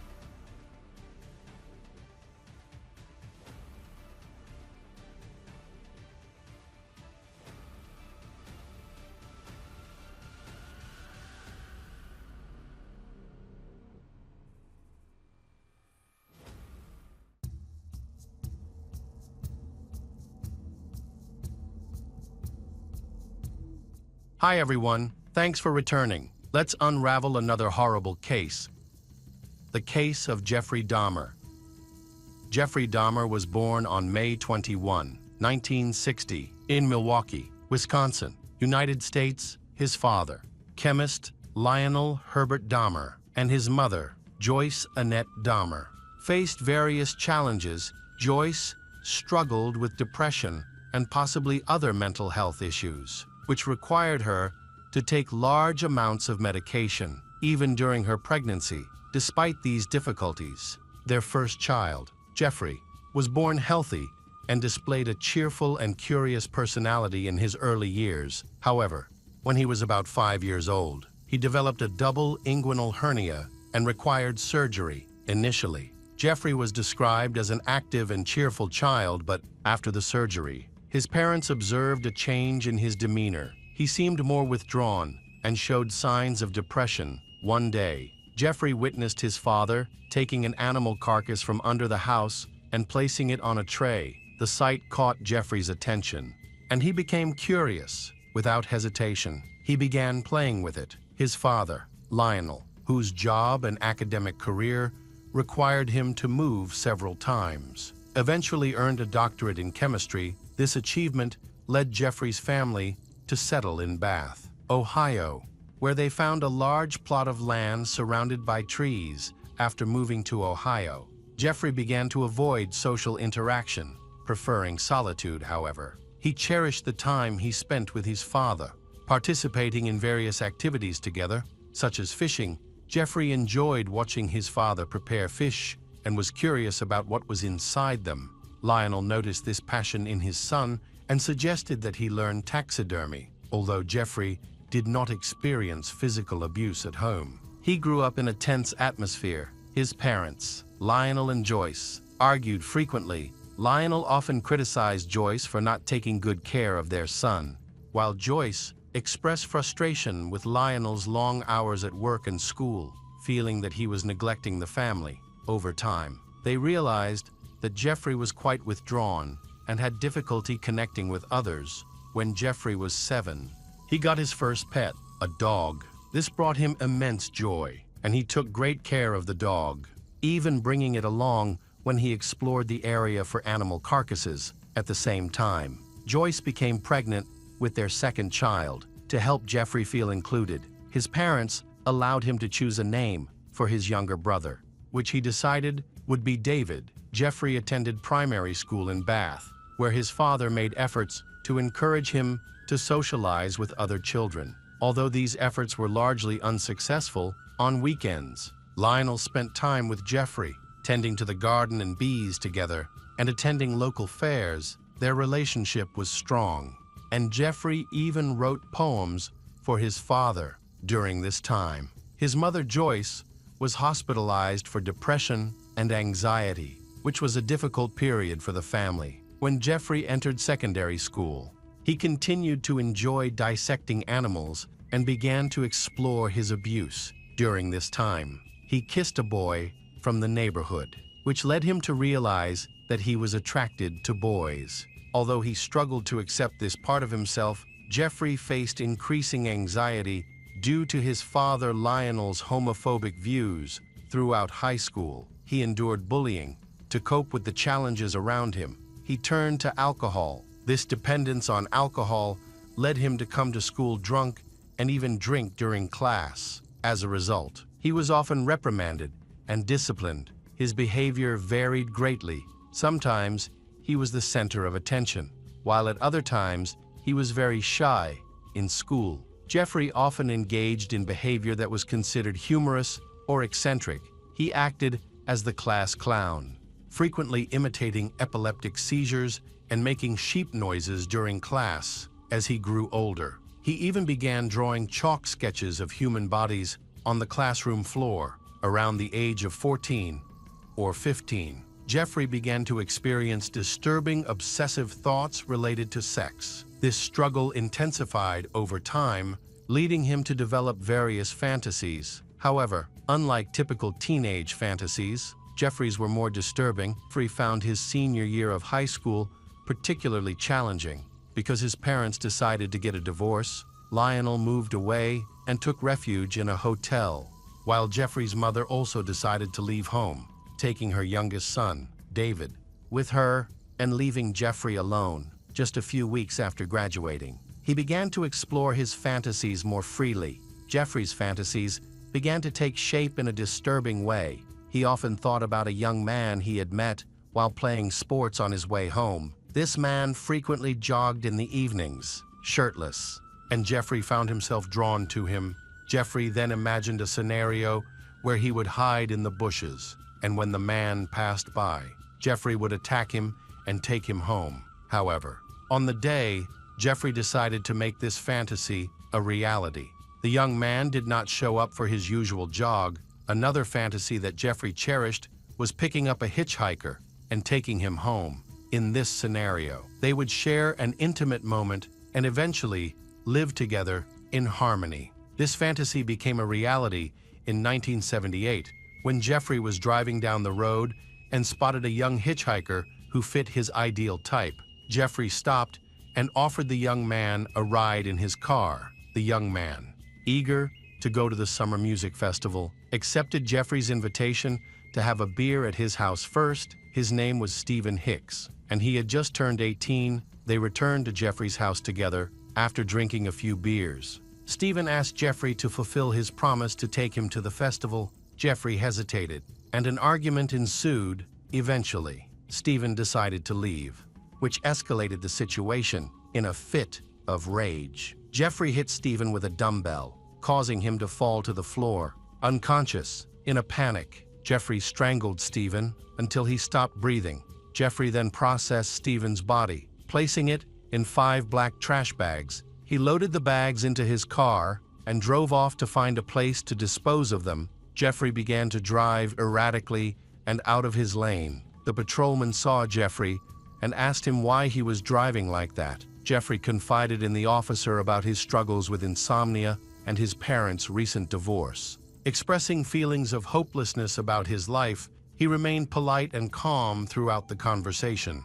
When the officer asked about the car, he explained that it was full of trash and that he was looking for a place to properly dispose of it. Jeffrey made a good impression on the officer, who asked him to return home. Jeffrey complied and returned to his house with the trash bags containing Stephen's body. He eventually hid the bags in the basement. The next day, he continued to process Stephen's body. Attempting to crush the bones, he then scattered them in various locations behind the house. In the days that followed, Jeffrey paid attention to newspapers and news reports, hoping to find any updates on the missing man. However, he found none. He had committed a serious crime, but it was still a secret. This prompted him to repeat his crime. A week after Jeffrey's mother, Joyce, left home, Lionel found his son living alone and increasingly anxious. He encouraged Jeffrey to find a job, but Jeffrey showed little interest instead. He spent his days drinking. To help, Lionel took him to Alcoholics Anonymous meetings and arranged sessions with psychologists. Lionel encouraged Jeffrey to pursue his studies at Ohio University. Although Jeffrey did not outright refuse, he continued to drink and think about Stephen's murder. In the following months, he donated blood in exchange for money to buy alcohol. By the end of the semester, his academic difficulties led to his expulsion from the university. However, Lionel was determined and convinced Jeffrey to enlist. Believing that military discipline could have a positive impact on him, Jeffrey complied and successfully passed the selection process. His passion for medical care took him to San Antonio, Texas, where he trained to become a military medic. Allowing him to gain a deeper understanding of human anatomy, Jeffrey eventually found his passion in his work. After 6 months, he had changed dramatically. Military physical training not only improved his physique, but also made him more sociable. For the first time, Lionel witnessed his son smile, although not while on leave. After completing his training, Jeffrey was deployed to a base in Germany. Unfortunately, his struggles with alcohol were not resolved, and when the authorities learned of the problem, he was discharged from the military upon returning to the United States. Jeffrey chose to distance himself from his father instead of going home. He settled in Miami, where he rented a hotel room and found work at a diner. At first, his life seemed okay, but it quickly became unstable. Jeffrey drank more and soon found himself unable to afford a hotel room, forcing him to sleep on the beach. Realizing that he could not continue like this, he decided to ask his father for financial help. Lionel, understanding that giving his son money might cause him to drink more, Lionel bought Jeffrey a ticket home instead, determined not to give up. Lionel committed to helping his son find a better path forward. Lionel picked Jeffrey up from the airport. Jeffrey greeted him with a bright smile, which initially led Lionel to believe that his son was simply happy to see him. However, it soon became clear that Jeffrey had consumed a significant amount of alcohol before the flight. Faced with this reality, Lionel decided that the best course of action would be to send Jeffrey to live with his grandmother in Milwaukee during his time with her. Jeffrey matured considerably. He developed a deep respect for his grandmother, who, by many accounts, was the only person he felt truly close to. Jeffrey helped her with various chores around the house and even attended church with her during the first few weeks. Jeffrey began reading the Bible, which helped him alleviate some of his negative thoughts. However, he still struggled with his fantasies. One day, he stole a male mannequin from a clothing store and hid it in his closet. He saw the mannequin as the perfect companion because it never rejected him, made no demands, and inspired him. However, one day, his grandmother discovered the mannequin and was horrified. She insisted that Jeffrey leave the house, but he calmed her down by promising to get rid of it one day. While sitting in the library, a man approached Jeffrey and handed him a note instructing him to meet in the men's room. Although Jeffrey chose not to accept the invitation, the incident sparked something within him, and after 9 years, his repressed desires resurfaced. In 1985, Jeffrey frequented the sauna, looking for men to satisfy his desires. When he found someone who interested him, he would invite them out for a drink. However, he would secretly put sleeping pills in their drinks. When the victim passed out, Jeffrey would lie down next to them. After one of his victims was poisoned and hospitalized, Jeffrey was banned from the club he frequented. Despite this, he continued to seek abuse partners in other bars and clubs. He preferred muscular young men and did not care about their skin color or hair color. In November 1987, Jeffrey met a man named Stephen Tuomi, a dancer and waiter from Michigan. They fell in love and decided to spend some time alone together. They rented a room at the Ambassador Hotel in Milwaukee, where Jeffrey offered Stephen a cocktail that had been spiked with sleeping pills. When Jeffrey woke up the next morning, he found bruises on Stephen Tuomi's forearms and chest, along with blood coming from his mouth. Jeffrey did not remember killing Stephen and could not believe it had happened. However, he was in the same room as the corpse, which prompted him to quickly leave the hotel, cross the street, and buy a suitcase. He returned to the hotel, placed Stephen's body in the suitcase, paid the bill in the lobby, and called a taxi. A hotel employee helped Jeffrey carry the suitcase, which was so heavy that the employee jokingly asked if there was a body inside.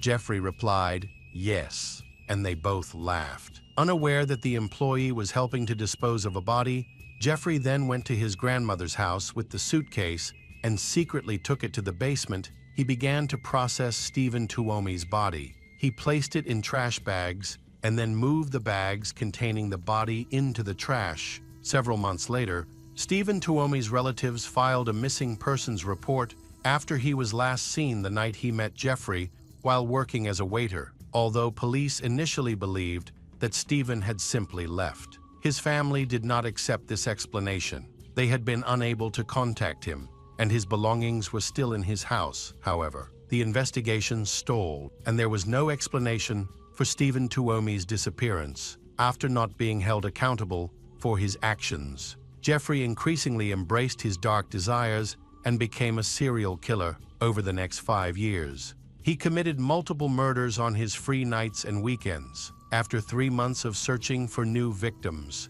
Jeffrey met a 14-year-old boy at a bus stop near a club.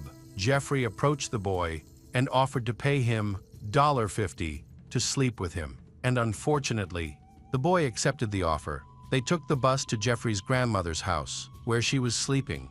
While they went down to the basement, there, Jeffrey drugged the boy and then strangled him. He became more perverted, abusing the boy while he was dead. As the body began to decompose, Jeffrey treated it like those of his previous victims. He began to dispose of the body of James Dox Tater. He packed the body in plastic bags and threw it in the trash. The victim's name was James Dox Tater, according to the Tampa Bay Times. James had run away from home 2 days earlier to escape his abusive stepfather, although his mother filed a complaint. Police showed little interest in finding him. Jeffrey's fourth victim was Richard Guerrero, a 22-year-old Hispanic man. They met outside a gay bar called Phoenix. Jeffrey lured Richard to his grandmother's house, promising to pay him to spend the night. in the basement. Jeffrey drugged Richard with sleeping pills, then strangled him with a leather strap and began abusing him after he was dead. After satisfying his desires, Jeffrey put the body parts in garbage bags, which were picked up by a garbage service the next day. Richard's family urged the police to investigate his disappearance, but the officers believed he had left home voluntarily. However, Richard's sister believed otherwise and convinced her relatives to hire a private investigator. Richard's father, who worked at a golf course, spent all his savings on the investigator. But it turned out that the investigator was a fraud. Meanwhile, Richard's mother prayed daily for his safe return. Jeffrey's grandmother asked him to move out because she was fed up with him. He was no longer the grandson she used to go to church with.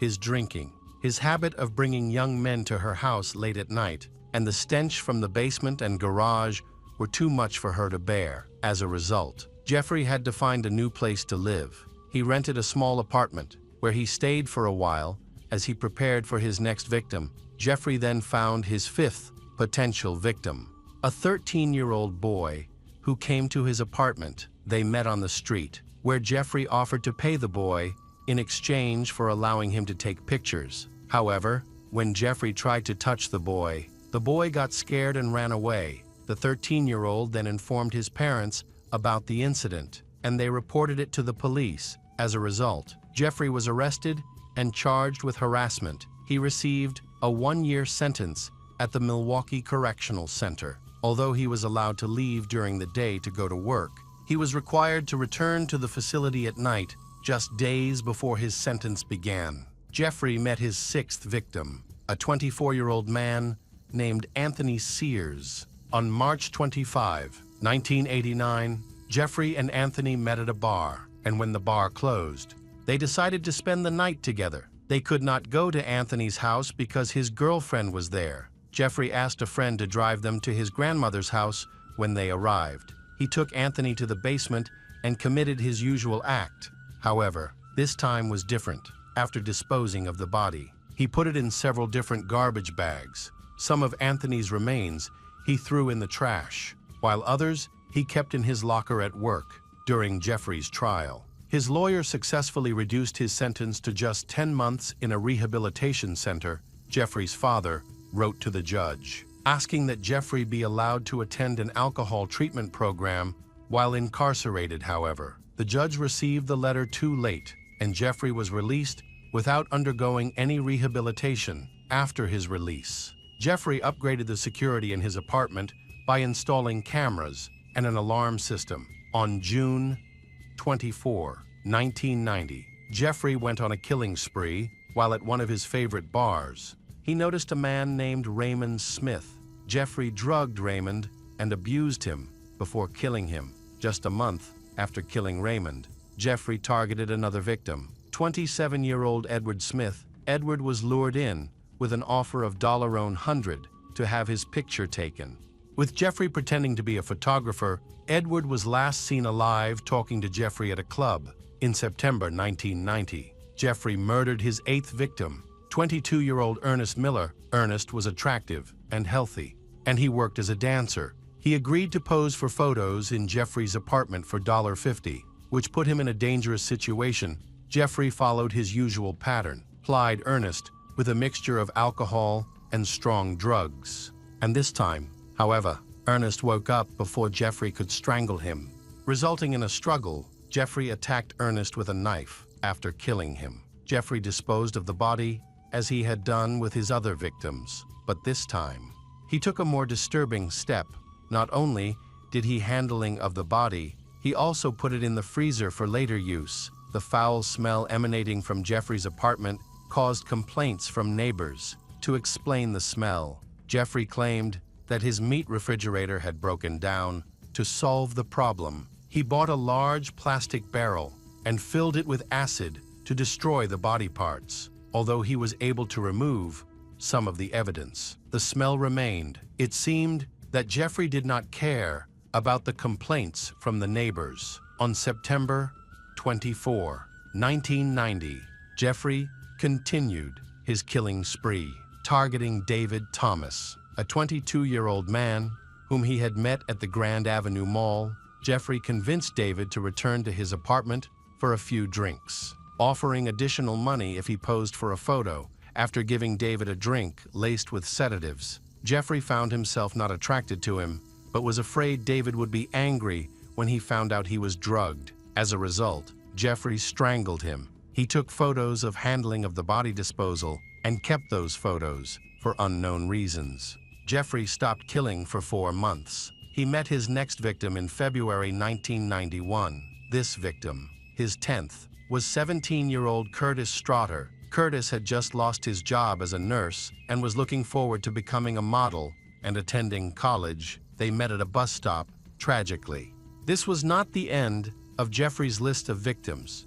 Just 2 months later, he met Errol Lindsay, a 19-year-old boy who was also lured by the promise of money to take pictures. The next victim was 31-year-old Tony Hughes. Tony, who had lost his hearing as a child due to medication, was cheerful and sociable. He loved to dance and made friends easily. Tony was last seen on May 24, 1991, at a club. That night, Jeffrey invited him to his house, where he continued his killing spree. Unfortunately, Tony's body was left in Jeffrey's apartment for several days before being dumped in a dumpster on May 26, 1991. A tragic chapter unfolded when Jeffrey met Conorak Synthesophone, a 14-year-old Laotian teenager. Conorak was the younger brother of a previous victim who had escaped from Jeffrey. The situation was heartbreaking. Conorak had accepted money from Jeffrey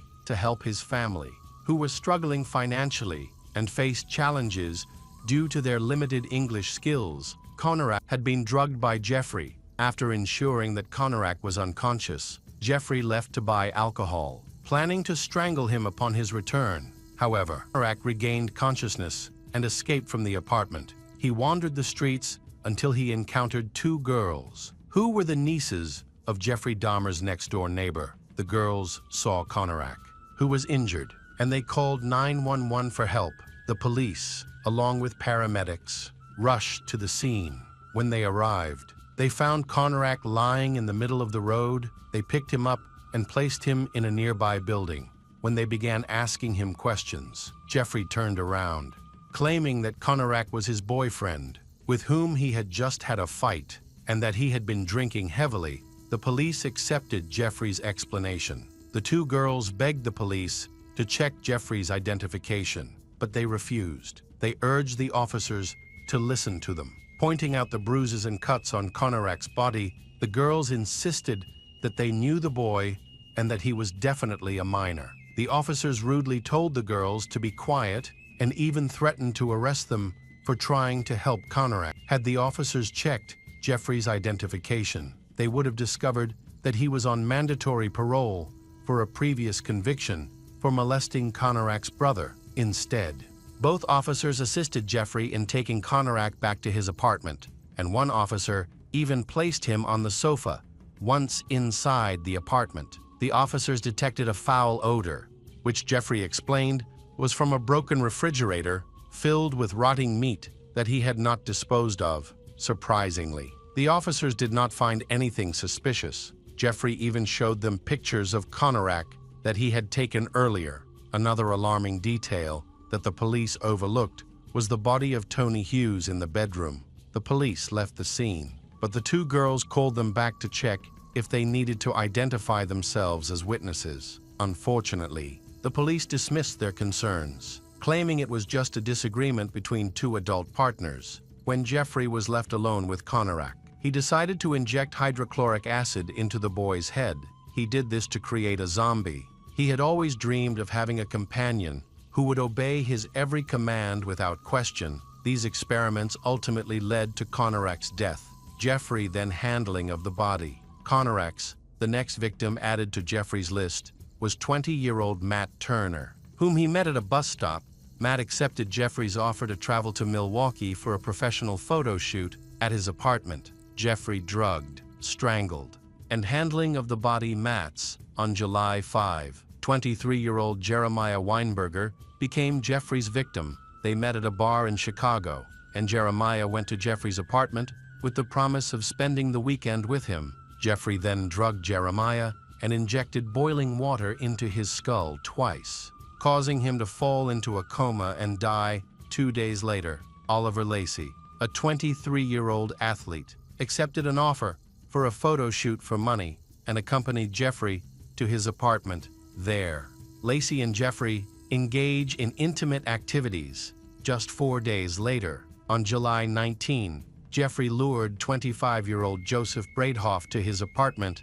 Joseph was strangled and laid out on Jeffrey's bed, covered with a sheet. For 2 days, on July 21, Jeffrey began handling of the body. Joseph's. On July 22, 1991, Jeffrey approached a group of 3 friends at a bar while they were drinking. He introduced himself as a photographer and paid $100 to anyone to pose for photos. Only one, a 32-year-old homeless man named Tracy Edwards, agreed. Jeffrey invited Tracy to his apartment and mixed him a cocktail, which he offered to all of his victims. However, Tracy, being as smart as he was, noticed a strange taste in the drink and decided not to finish it. Jeffrey then attempted to be intimate with Tracy, but Tracy repeatedly refused. Eventually, Jeffrey handcuffed one of Tracy's hands, leading to a struggle. During the fight, Jeffrey grabbed a knife, but Tracy fought back, hit Jeffrey, and escaped from the apartment. On the street, Tracy spotted a police car and informed the officers about the incident. They accompanied him to Jeffrey's apartment. Jeffrey tried to prevent the police from searching his place, but it was extremely dirty, and a strong stench filled the air. While going through boxes in Jeffrey's apartment, the police discovered gruesome photos of his victims. It was clear that they were dealing with a serial killer. This was the beginning of the end for Jeffrey Dahmer. The police searched the apartment and arrested Jeffrey. Inside the refrigerator, they discovered numerous human body parts. In a container filled with acid, they found more human body parts. They also found photographs that not only revealed the bodies of the victims, but also documented the many abuses Jeffrey had committed against them. Jeffrey felt relieved that he no longer had to hide such a secret that he had kept for so many years. When he realized that he would have to face the consequences of his actions, he chose to confess everything. His confession took 6 weeks to complete and spanned 159 pages, detailing every aspect of his crimes, from his first murder to his last victim. Jeffrey explained that at first, he just wanted to lie next to the men he had kidnapped. But over time, his desires became increasingly horrific. He admitted that the only way to keep his victims with him forever was to kill them. Jeffrey Dahmer claimed that he did not want to kill. Instead, he wanted a zombie-like companion that he could control indefinitely. Psychologists who worked with Jeffrey concluded that his motive was not abuse, but a desire for control. After Jeffrey's detailed confession, the court no longer had to prove his guilt. It only needed to determine his sanity. At the time, Wisconsin did not have the death penalty.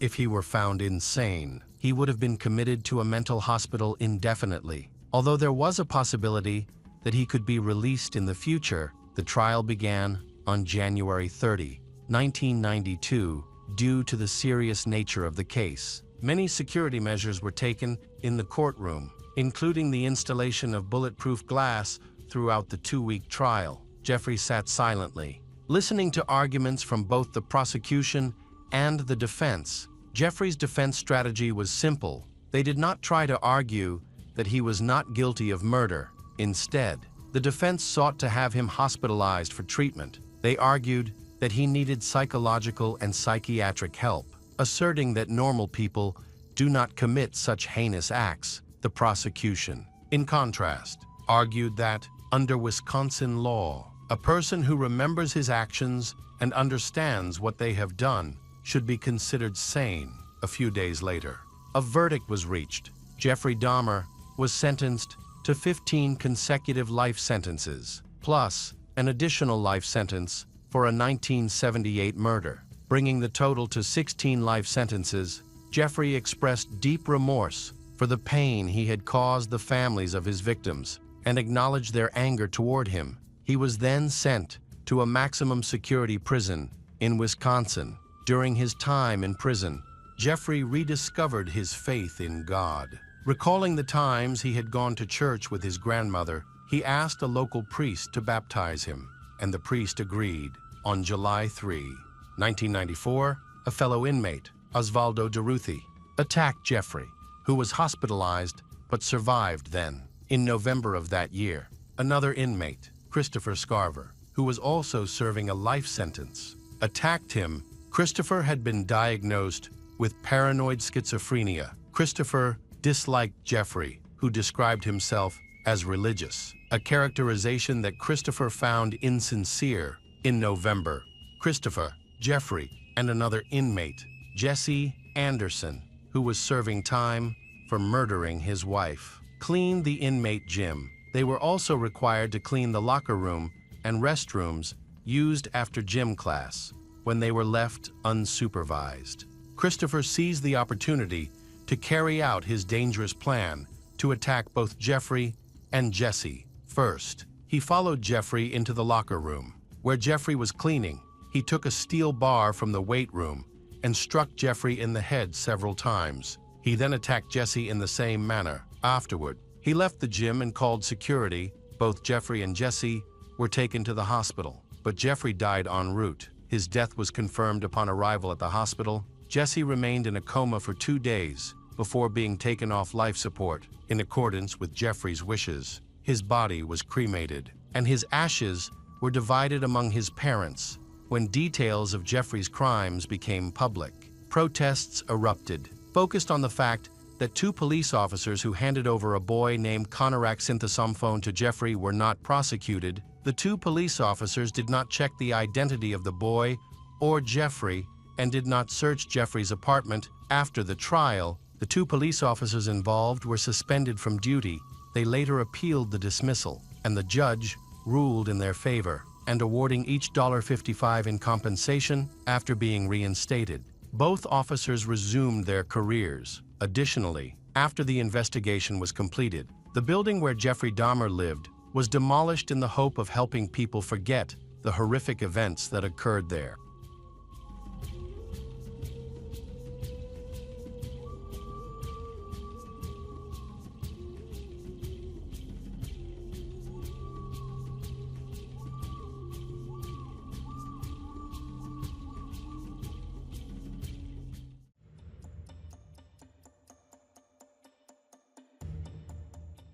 Welcome back to our channel. Today, we'll be diving into a new case, the case of Alcácer girls.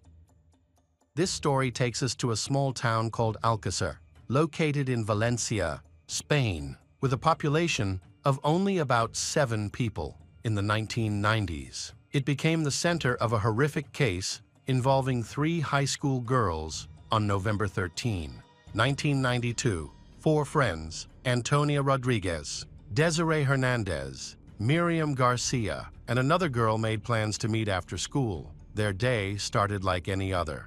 They attended school and looked forward to spending the evening together. When Miriam arrived at school, she expected her father, Fernando Garcia, to pick her up after classes later. Fernando recalled driving her home in his car. During the ride, Miriam talked about her day, the grades she had received, and her dreams for the future. She was especially excited because she was planning to attend a party with her friends that evening. Fernando was sick with the flu, stayed in bed after bringing Miriam home. The party was scheduled to be held at a club called Cooler in the nearby town of Picassent. The girls planned to meet at the remaining friend's house at around 7 p.m. However, the friend wasn't feeling well and decided not to join them.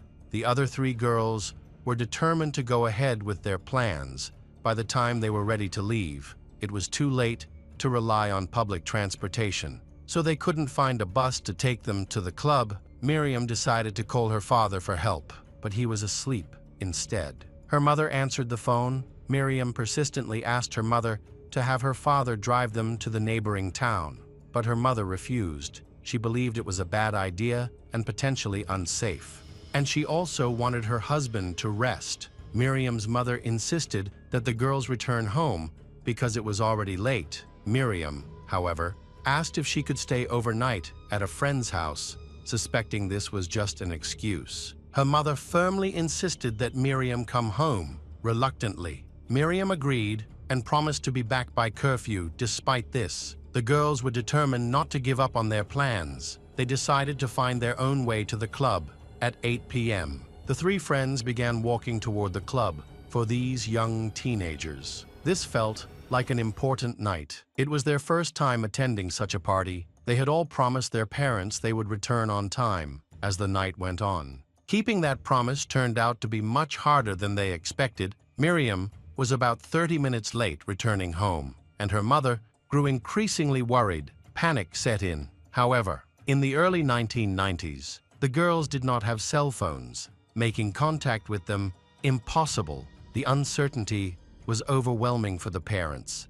Miriam's mother tried to reassure herself, thinking that perhaps Miriam had been upset, gone to a friend's house, or was avoiding coming home to prevent an argument. Though this explanation felt overly optimistic, it gave her a brief sense of calm. She began calling the parents of all the friends Miriam had planned to meet that day. To her dismay, none of the girls were at home. The other parents were just as alarmed and immediately began searching for clues about where the girls might be. No one had any idea when or where the teenagers had disappeared. The last time Miriam's mother had spoken to her, Miriam was leaving a friend's house. It seemed unlikely that the girls could have gone far, as they had no money and had left all their belongings at home. The parents speculated that the girls might have gotten lost while trying to find transportation. Fernando decided to go to Picasso to look for his daughter. Though deeply worried, Miriam's father tried to reassure himself,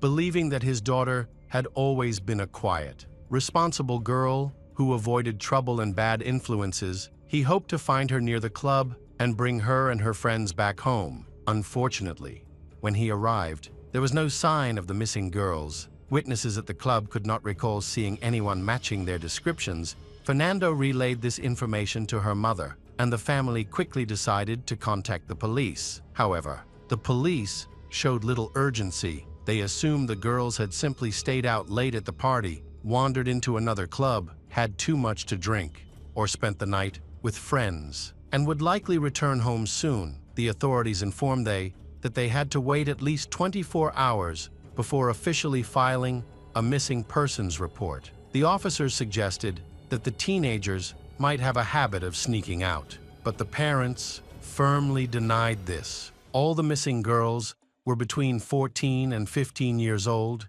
Miriam had left all her belongings in her room, clearly intending to return later that night. As she had promised her mother, similar patterns were observed in the other girls' cases. One of them had hastily packed a sports bag with items needed for practice the next day and had assured her parents she would come back early to rest. This behavior was entirely out of character for the girls, which left their families deeply concerned. Despite this, law enforcement remained resolute in their belief that no foul play was involved. Crime rates in the area were very low, making it difficult for anyone to believe the disappearances could be connected to criminal activity. When news of the case became public, everything changed. People in the small town, where most residents knew each other, were deeply shocked and assist in the search. Despite 24 hours passing without any progress from the police, the girls' whereabouts remained unknown. Volunteers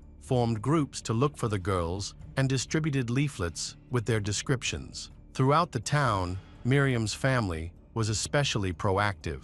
Working closely with the police and witnesses, the last person who saw the girls was their friend, who had fallen ill and stayed home instead of going to the party. She explained that the group had no access to transportation, no one to give them a ride, and no money. They had planned to hitchhike if necessary, an idea she strongly opposed. Considering it too dangerous, she tried to dissuade her friends, but feared they might go through with it anyway. Investigators questioned other young people who attended the party, but none of them remembered seeing the missing girls that night. This prompted the police to focus on the shortest route the girls would have taken to reach the party. A classmate of one of the girls stated that on Friday evening, as he was heading home after his final exams, He saw the girls in the city center. They were walking in the opposite direction of the club when he asked if they were going to the party. They said no. He couldn't remember the exact time,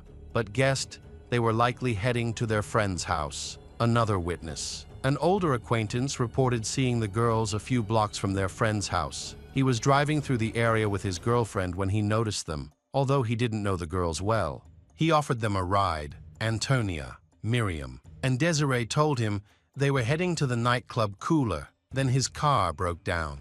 So he dropped the girls off near an auto repair shop near the nightclub. From there, they likely continued on foot. The area where they were dropped off was near some fields. There were a few buildings around, so the area wasn't entirely deserted. Someone might have seen the girls, and there was hope of identifying another key witness. Shortly after, a witness came forward. A woman testified that she saw girls matching the description walking past her house. She mentioned noticing a white car with 3 or 4 men inside that stopped near the group. After briefly speaking with the driver, the girls got into the car. However, she couldn't remember the car's make or license plate. Her testimony raised several questions, considering the number of people already in the car. It wasn't clear how the girls could fit into a typical white sedan if there were already 4 occupants. The search effort reached a standstill, and it appeared the police's interest in the case was waning. Just a few days after the rescue operation started, the girls' parents began to fear the case would be abandoned entirely. Faced with this situation, Miriam's parents intensified their efforts to gather community support. They handed out flyers and spread the word through radio, television, and newspapers. By this time, Fernando had put in significantly more effort than law enforcement, however.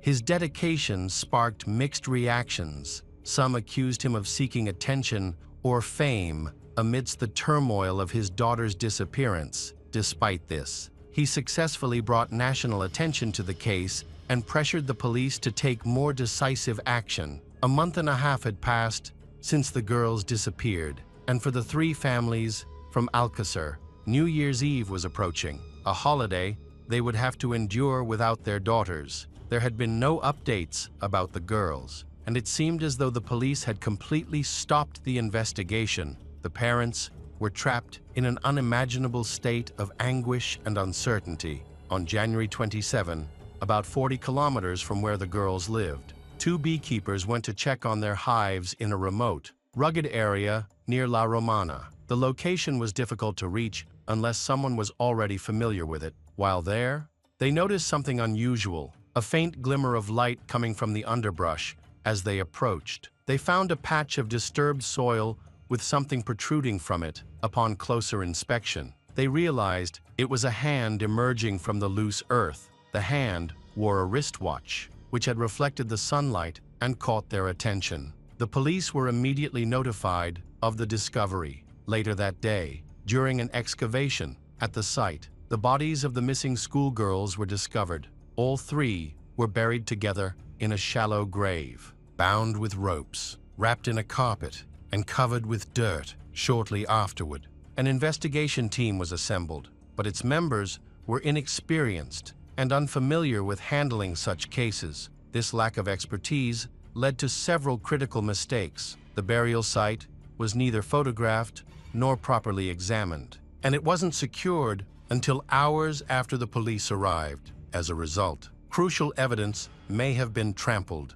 overlooked, or entirely lost. Afterward, authorities concentrated their search on the area surrounding the grave. Among the findings were personal belongings of the beekeepers and several small, isolated cabins. In one of these cabins, a piece of jewelry resembling an earring worn by one of the girls was discovered. Since the bodies were found on the beekeepers' property, their homes were searched thoroughly. Police suspected that these locations might contain items related to the victims. However, initial searches did not turn up anything. The medical examiner identified numerous signs of torture on the bodies of all 3 victims. The girls had suffered horrific deaths. 2 of them, Antonia and Desiree, were found decapitated, while Miriam's body was missing her right hand, which was never recovered, although bullet wounds were determined to be the cause of death. The bodies also showed multiple stab wounds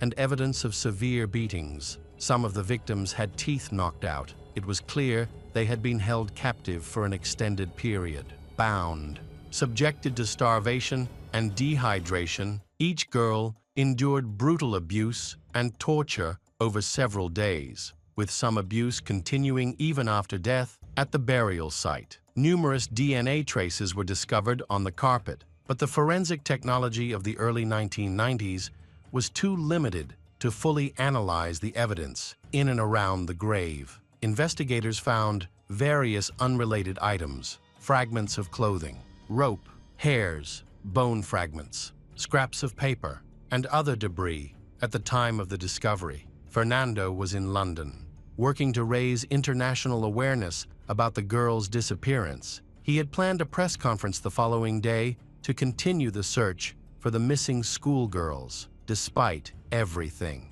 he remained hopeful that the girls might still be found alive. The news of their bodies being discovered was devastating. He immediately boarded the first flight home to be with his family during this tragic time. The extensive media coverage of these events had unintended and troubling consequences for those directly involved when the police informed the families about the girls' deaths. The moment was broadcast live on television. What should have been a private, painful moment was turned into a public spectacle, resembling reality TV. While search efforts were still ongoing, the police quickly identified potential suspects at the burial site. They found fragments of paper that turned out to be part of a patient record from a nearby hospital. This clue led them to a small house near the location where the girls' bodies were discovered. Inside the house, they found an earring, which became a key piece of evidence in the investigation.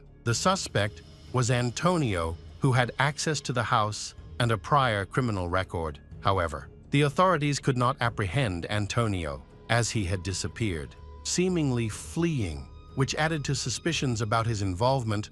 Forensic analysis determined that more than one person had attacked the girls. Investigators then turned their attention to Antonio's social circle, including his friend Miguel Ricard. Miguel was initially shocked to be under suspicion. Investigators noted that Miguel owned a white Opel Corsa car, and as mentioned earlier, a witness had stated she saw a white car stop next to the girls on the night of their disappearance. During his initial interrogation, Miguel stated that he hadn't seen Antonio in a long time, although they had been friends for years. Miguel said he didn't know Antonio's current whereabouts. He acknowledged that Antonio had psychological issues that could make him dangerous. Investigators suspected that Miguel's statements were an attempt to deflecting attention. Authorities accused Miguel of lying about his location during the girls' disappearance, suspecting he was trying to create a false alibi by claiming he was in prison at the time. Further investigation revealed that Miguel had only been jailed a few weeks after the murders. It remains unclear whether Miguel was genuinely mistaken or deliberately lying. Miguel grew up in a difficult household. His mother died when he was 3 years old, and he was raised by an abusive father. This upbringing led him to experiment with alcohol and banned substance. At 16, Miguel dropped out of school to support himself and began working. He spent some time working on a farm and later, at the age of 20, became a used car salesman.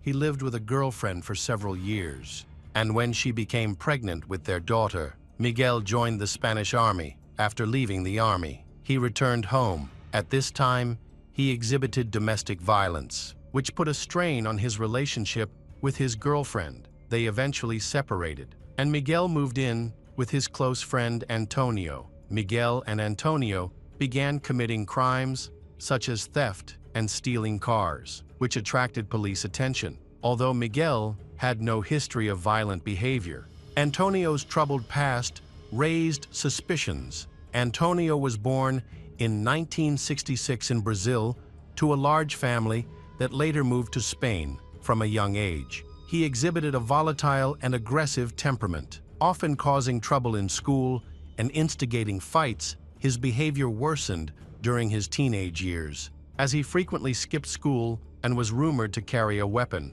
Eventually, Antonio became involved in criminal activities, forming a gang that targeted vulnerable men. The gang would lure their victims to isolated locations under false pretenses, rob them, and blackmail them for extended periods. During this time, Antonio developed addictions to alcohol and banned substance, eventually he becoming involved in banned substance distribution. His sadistic and abusive behavior also extended to his own family, leading them to report him to the police. His mother even obtained a restraining order to protect herself from his aggression. Antonio was eventually convicted of crimes related to banned substance dealing and violence against, receiving a 9-year prison sentence at the time of the murders of 3 schoolgirls. Antonio was on weekend leave from prison due to good behavior. After the murders, Antonio fled. During multiple interrogations, detectives obtained a confession from Miguel, seemingly solving the case. However, Miguel later repeatedly denied the confession, claiming it had been made under pressure and coercion. The guilt of both Antonio and Miguel still needed to be definitively proven. This disagreement caused tensions even among the victims' families. Meanwhile, the case unfolded under intense media scrutiny, gradually becoming a pivotal moment in Spain's legal history. From the beginning, police actions raised serious questions and sparked controversy. Miguel's confession lacked consistency, with his testimony changing each time. Additionally, the detectives' records appeared fragmented, leading many of Miguel's supporters to believe that investigators had manipulated him to obtain the answers they wanted. According to the official prosecution narrative, Miguel and Antonio met on the specified date late that evening. They were driving a white car down a road when they encountered 3 schoolgirls walking toward a club. After stopping near the girls, the latter appeared to feel uneasy. Miguel confessed that Antonio instructed him to help seize the girls and forcefully drag them into the car. The two then drove to a secluded area where they assaulted and abused the victims. They decided to move to a more remote mountainous location near an apiary. There, in an isolated cabin, they continued to torture and abuse the girls for days. Miguel stated in his confession that he tried to persuade Antonio to stop, but claimed Antonio ignored him and coerced him into participating. Miguel asserted that he complied out of fear for his own life. The girls reportedly cried and begged for release, but Antonio struck one of them on the head with a rock to silence her. After a prolonged period of torture, the perpetrators murdered the girls. They wrapped the bodies in a carpet and buried them on the apiary grounds. Miguel later retracted his confessions after consulting a lawyer. When Fernando looked into these allegations, he discovered that many interrogations had been inadequately documented. Additionally, there were no audio or video recordings of Miguel's confessions, leaving investigators to rely solely on written reports. This raised suspicions that something was being hidden throughout the case.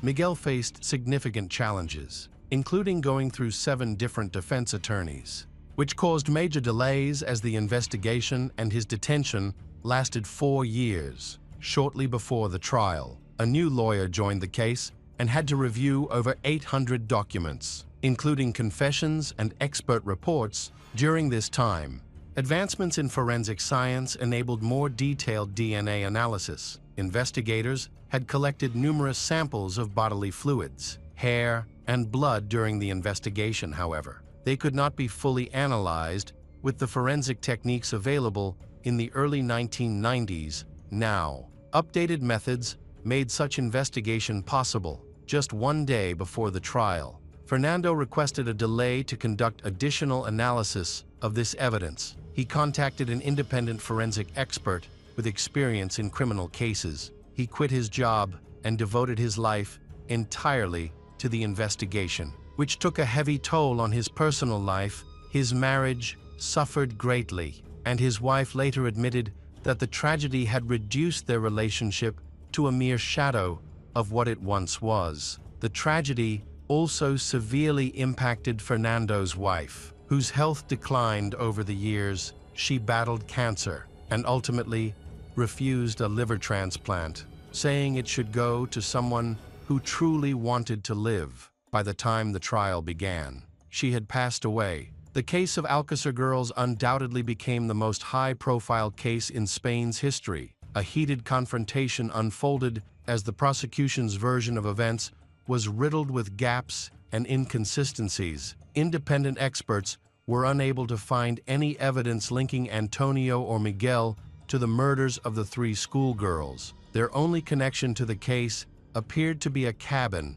near the area where the bodies were discovered, and a torn map located close to the burial site. But outside the pit, searches of the apiary cabin and the white car, allegedly used by the men, revealed no traces of the girls' torture or blood.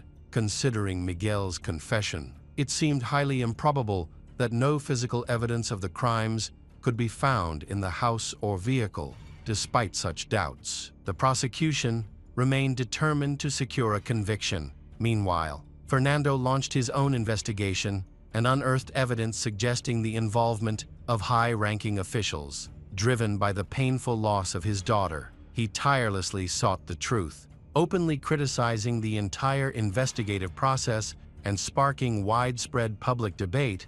He even appeared on television, alleging that the crime might be linked to a criminal network responsible for orchestrating such activities. He accused several prominent figures in Spain, a move that drew significant public attention. However, these allegations came with consequences. Both Fernando and a criminologist assisting him faced legal repercussions for attempting to obstruct the ongoing investigation. Miguel's trial began in mid-1997.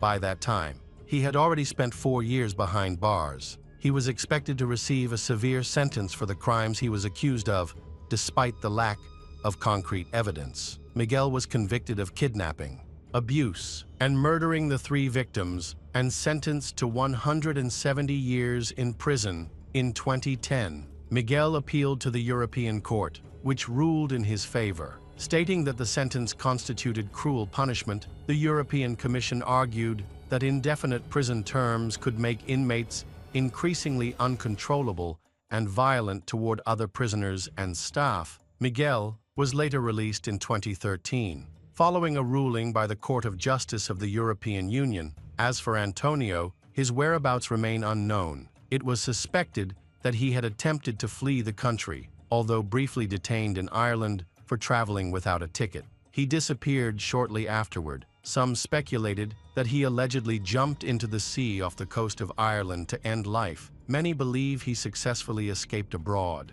possibly returning to his native Brazil, as he held dual citizenship to this day. Antonio remains on fugitive lists as a prime suspect in the crimes committed against the 3 schoolgirls. The case's resolution and law enforcement's actions remain deeply controversial. Fernando continues to insist that the truth is far more complex than the prosecution has claimed. Samples taken from the carpet and the girl's hair couldn't be matched to any existing profiles in the database. The father believes that Antonio and Miguel likely didn't act alone.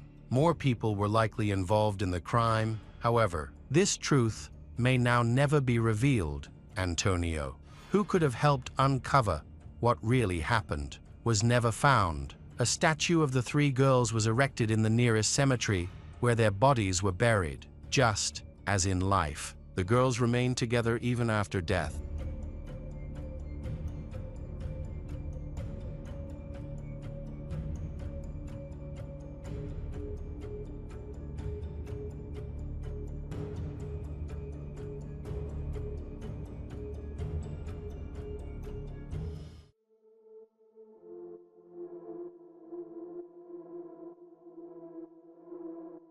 Hello friends, welcome to our channel. Today, we're going to take a look at another horrible case with you.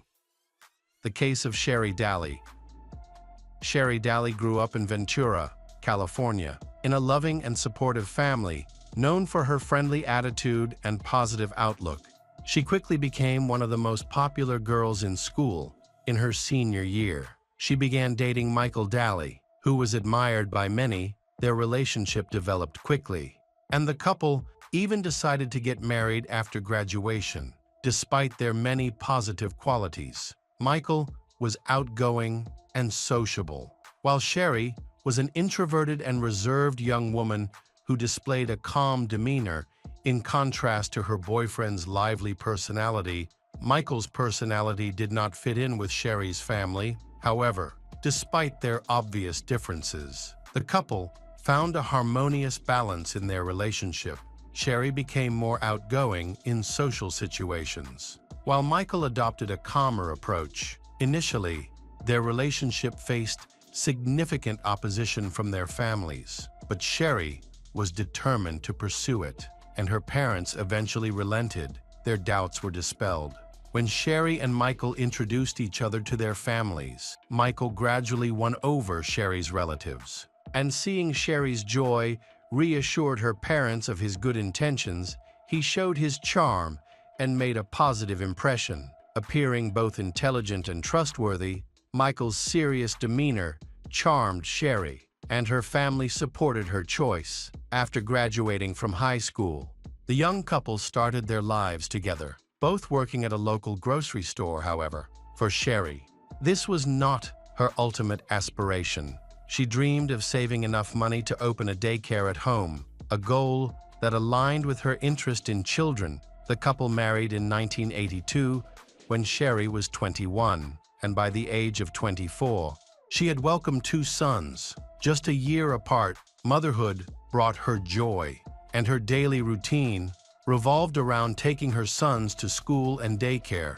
Sherry not only took her sons to school, but also cared for several children in the neighborhood, further expanding her nurturing role. Gradually, she was able to quit her grocery store job and devote herself to childcare full-time. This allowed her to fulfill one of her long-cherished dreams of caring for children in her own home. To accommodate her growing responsibilities, she purchased a van, affectionately known to her friends as the local school bus. It seemed like the family had everything they could wish for, and there were no signs of challenges to come. On May 6, 1996, Sherry was scheduled, as usual, to pick up the students and take them home. When her husband returned home, he began receiving calls from worried parents inquiring about Sherry's absence. They were confused, as she had not arrived to pick up the children after school. Michael soon received a call from the school, confirming that his 2 sons had not been picked up either. Prompted by the situation, Michael went to the school, where he learned that Sherry had only been there that morning. Concerned for her safety,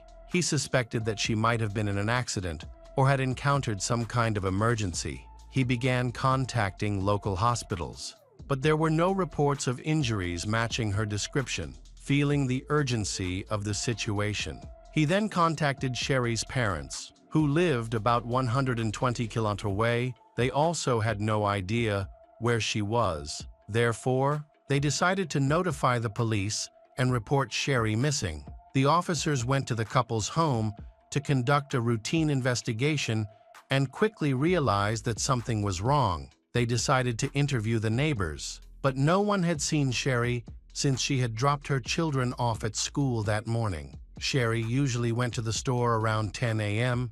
to do her shopping and then returned home to do her chores. However, on May 6th, this routine was interrupted. She did not return by noon. Concerns prompted them to check the route Sherry would typically take, which led the police to the parking lot where she usually parked. There, they discovered her truck, apparently abandoned in a hurry. With the keys still in the ignition, Sherry's identification was found attached to her keychain, and the Mother's Day gifts she had purchased were scattered across the floor of the car. The doors were unlocked, and there was no sign of Sherry inside. The police later attempted to contact Michael, but he was not home, which they found unusual given the circumstances. Sherry was missing.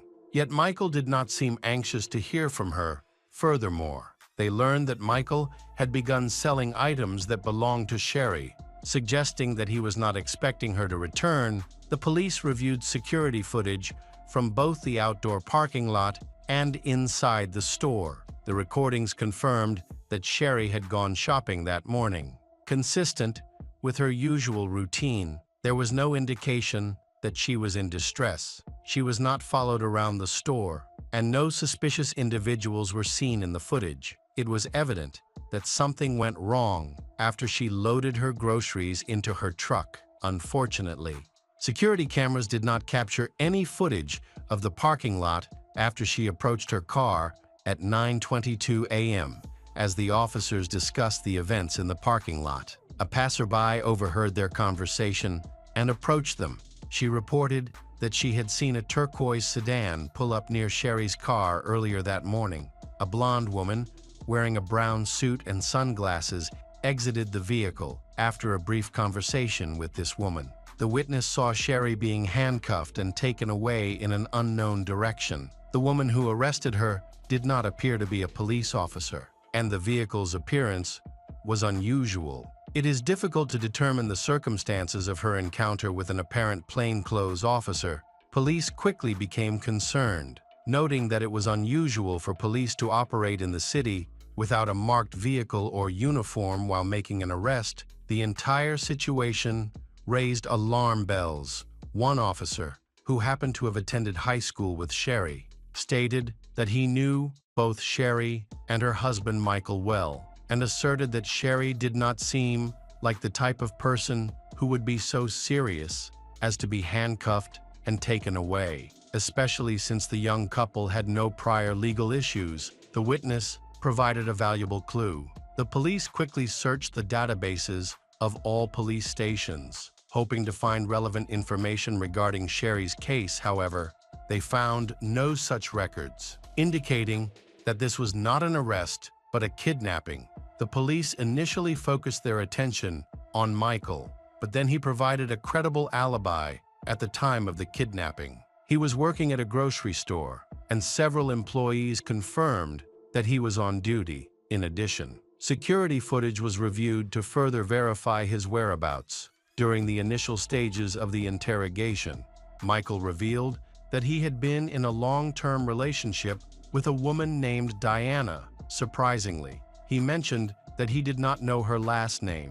Michael also did not know her address, but the police were able to obtain a phone number associated with Diana at that time, when cell phones were not yet common. Michael provided his home phone number as a result. He was released after investigating the address associated with the phone number. The police discovered that Diana's full name was Diana Hahn. The address was verified in their database, prompting the police to plan a visit to her home. The police arrived at the house and knocked on the door, although they heard noises from inside. No one answered at first. After a while of waiting, Michael opened the door. Standing behind him was Diana. Michael's attitude aroused suspicion. He appeared indifferent to his wife's disappearance and seemed more concerned about his mistress. The police decided to take both of them to the station for questioning, as they suspected that the situation might be related to a love triangle. It is believed that Sherry may have discovered Michael's affair, which could have led to conflict, either between the couple or involving Diana. Diana had become an integral part of Michael's life. He brought his sons to her home on numerous occasions, allowing them to spend time together as a family. Witnesses stated that Sherry had known about the situation long before her disappearance and had frequent conflicts with both Michael and Diana. Many witnesses confirmed the hostility between Diana and Sherry. Despite this tension, Michael appeared indifferent, which exacerbated the rivalry between the two women. Sherry viewed Diana as a homewrecker and was determined to protect her marriage. She steadfastly refused to consider divorce, believing that their problems were merely a temporary crisis that would eventually resolve itself. Through discussions with Diana and Michael, as well as their relatives, it became clear that Sherry's family had been facing significant challenges for a long time. Observations of Michael's behavior indicated that he treated Sherry more like a servant than a partner. She would wake up at 2 a.m. to prepare meals for him, and even prepared hot water for him. ensuring he could enjoy a hot bath when he woke up. Sherry complied with many of his requests, but Michael constantly found reasons to criticize her. Sherry's family members knew that Michael was unhappy with Sherry's appearance after giving birth. She dedicated a lot of time and effort to getting back in shape, dieting, exercising, and experimenting with her hairstyles and makeup, all in an attempt to please him. Unfortunately, her efforts never seemed to be enough. As he often insulted her and blamed her, the family dynamic worsened when Michael was transferred to a store in Santa Barbara. His new work schedule, which included night shifts and daytime sleep, added to their stress. After a while, Michael was transferred back, where he met his lover, Diana. They discovered that they had a lot in common, leading to the rapid development of their romantic relationship. Both of their mothers were from Japan, and their fathers had served in the United States Army. Their colleagues knew about the relationship and generally had a negative view of Diana. Her mysterious nature and stern demeanor scared many people. In the months before Sherry's disappearance, Michael often told his wife about a friend named Alex. He said that Alex was struggling after a breakup and that he was being supportive, including visiting Alex overnight. However, the frequent calls to their home were not from Alex, but from Diana, who disguised her voice to sound like a man. It was clear that Michael made no effort to hide his relationship. In fact, he seemed to flaunt it, which easily hurt Sherry and made her worry about his feelings for her. A neighbor recalled that last Christmas, Sherry came to his house in tears. She was alone, knowing that Michael had taken their sons to spend the holidays with Diana, feeling betrayed.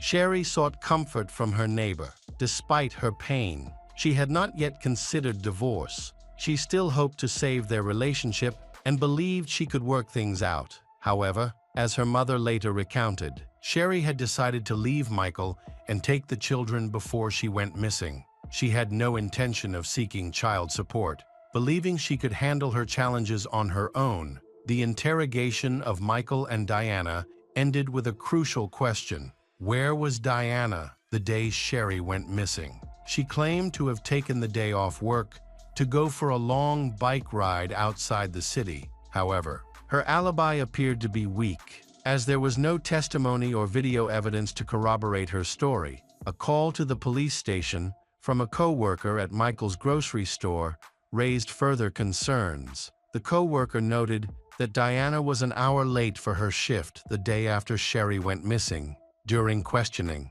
Diana had several scratches on her forehead, and her hair almost covered her face.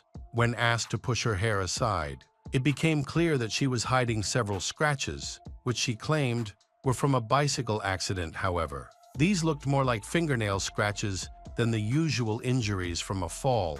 When the police asked to see her palms, elbows, and knees, areas that are often injured in bicycle accidents, Diana's skin showed no scratches, suggesting that her claim of having fallen off a bicycle was a lie. Despite these contradictions, she stuck to her story. Michael's behavior was equally disturbing. He showed no concern about his wife's disappearance. He did not participate in search efforts and did not attempt to join any groups. He explained that he needed to care for their children during this difficult time.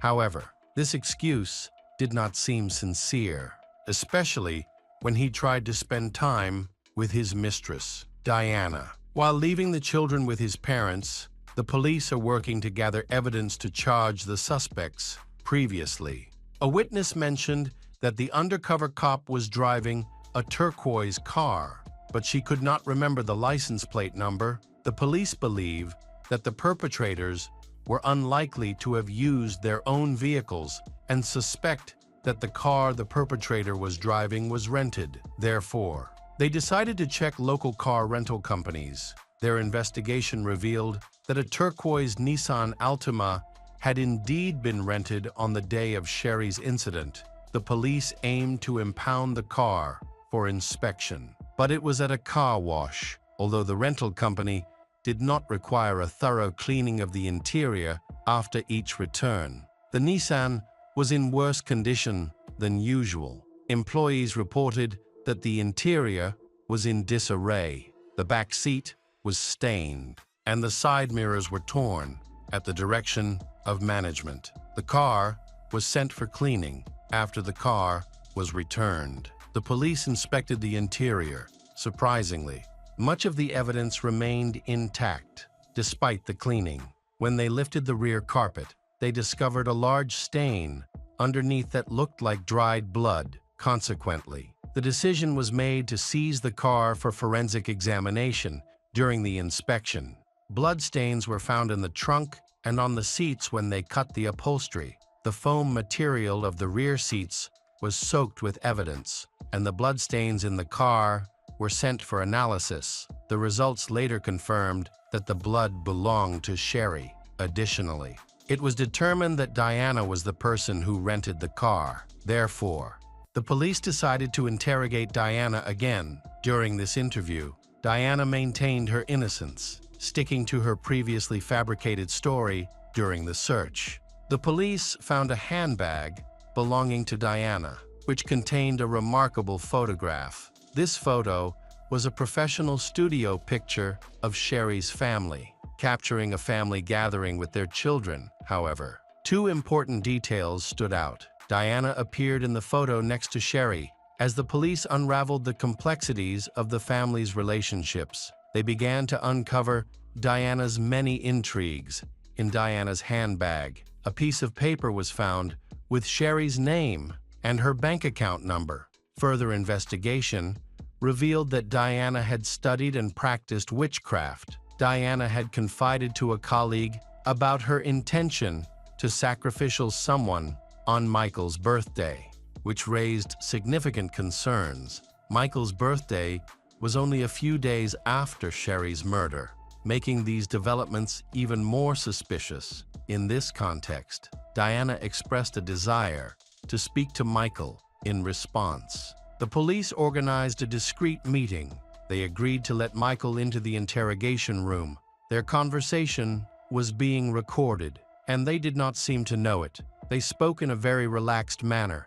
The police could clearly hear their discussion, which provided valuable insights into the case. Diana expressed her frustration with Michael, accusing him of putting her in a dangerous situation that could have led to her arrest. She repeatedly questioned him about why he had placed her in these circumstances. The couple was clearly looking for a way out of this complicated situation and was trying to find a means to avoid punishment. Michael then made vague statements and urged Diana to tell the truth to the police, stressing that she had nothing to worry about. They attempted to stage a misleading conversation to distract the police. They had no idea that important information had reached police. Michael was then escorted out of the interrogation room, and the discussion continued with Diana, who was pressed to explain her possession of a piece of paper with the bank account number. In her defense, Diana claimed that Sherry had abandoned the children and that the account was necessary to purchase necessities for them. However, her explanation lacked credibility. The police believed that Diana was lying. After investigations, they learned that Sherry was a good woman.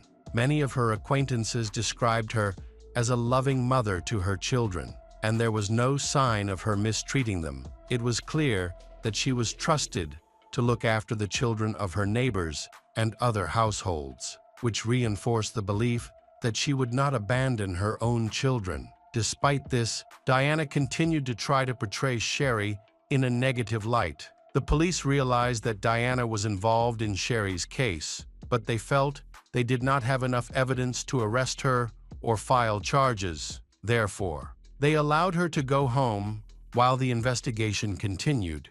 The case was widely reported in the media, raising concerns that journalists could play a key role in assisting criminal investigations or obstructing the pursuit of justice. Sherry's disappearance was a popular topic on all news platforms, including newspapers, radio, and television. Her photos were displayed prominently throughout the city, prompting widespread public discussion. The police received numerous calls with tips related to the case. However, many of them were unfounded. Despite this, they focused on identifying credible leads based on the evidence they had. The police decided to share information with the public about a possible connection to someone named Diana as soon as her photo was aired. Calls to the station increased significantly. One notable tip came from a woman working at a local wig shop who recalled that Diana had purchased a chestnut wig a few weeks earlier.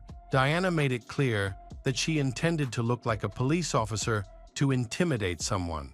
Further investigation revealed that she had paid for the wig with a check made out to Sherry. Signed in distinctive blue ink, a salesperson from another store contacted the police to report that Diana had visited his establishment around the same time. During this visit, Diana purchased handcuffs and a police badge, which she paid for with a personal check.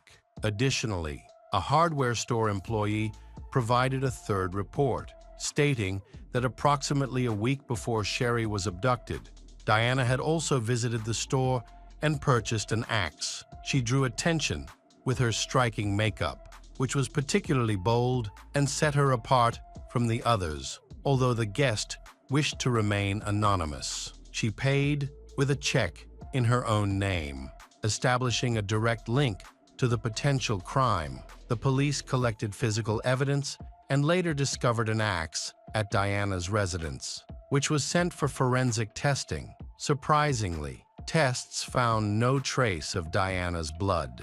Suggesting the axe was not used in the murder, the police determined that Diana had carefully planned Sherry's abduction the day before. She had purchased a brown suit, shoes, superglue, large garbage bags, toiletries, lighter fluid, matches, sunglasses, and other items that could have been instrumental in the abduction. As a result, the police were able to piece together a possible timeline of the events surrounding the abduction. Sherry may not have recognized Diana when she wore the wig and glasses, which could explain why she did not resist during the arrest. However, when they were close together and Sherry got into the rental car, it was clear that she recognized Diana sitting in the back seat. Sherry attempted to escape by screaming and doing her best to block Diana from driving away.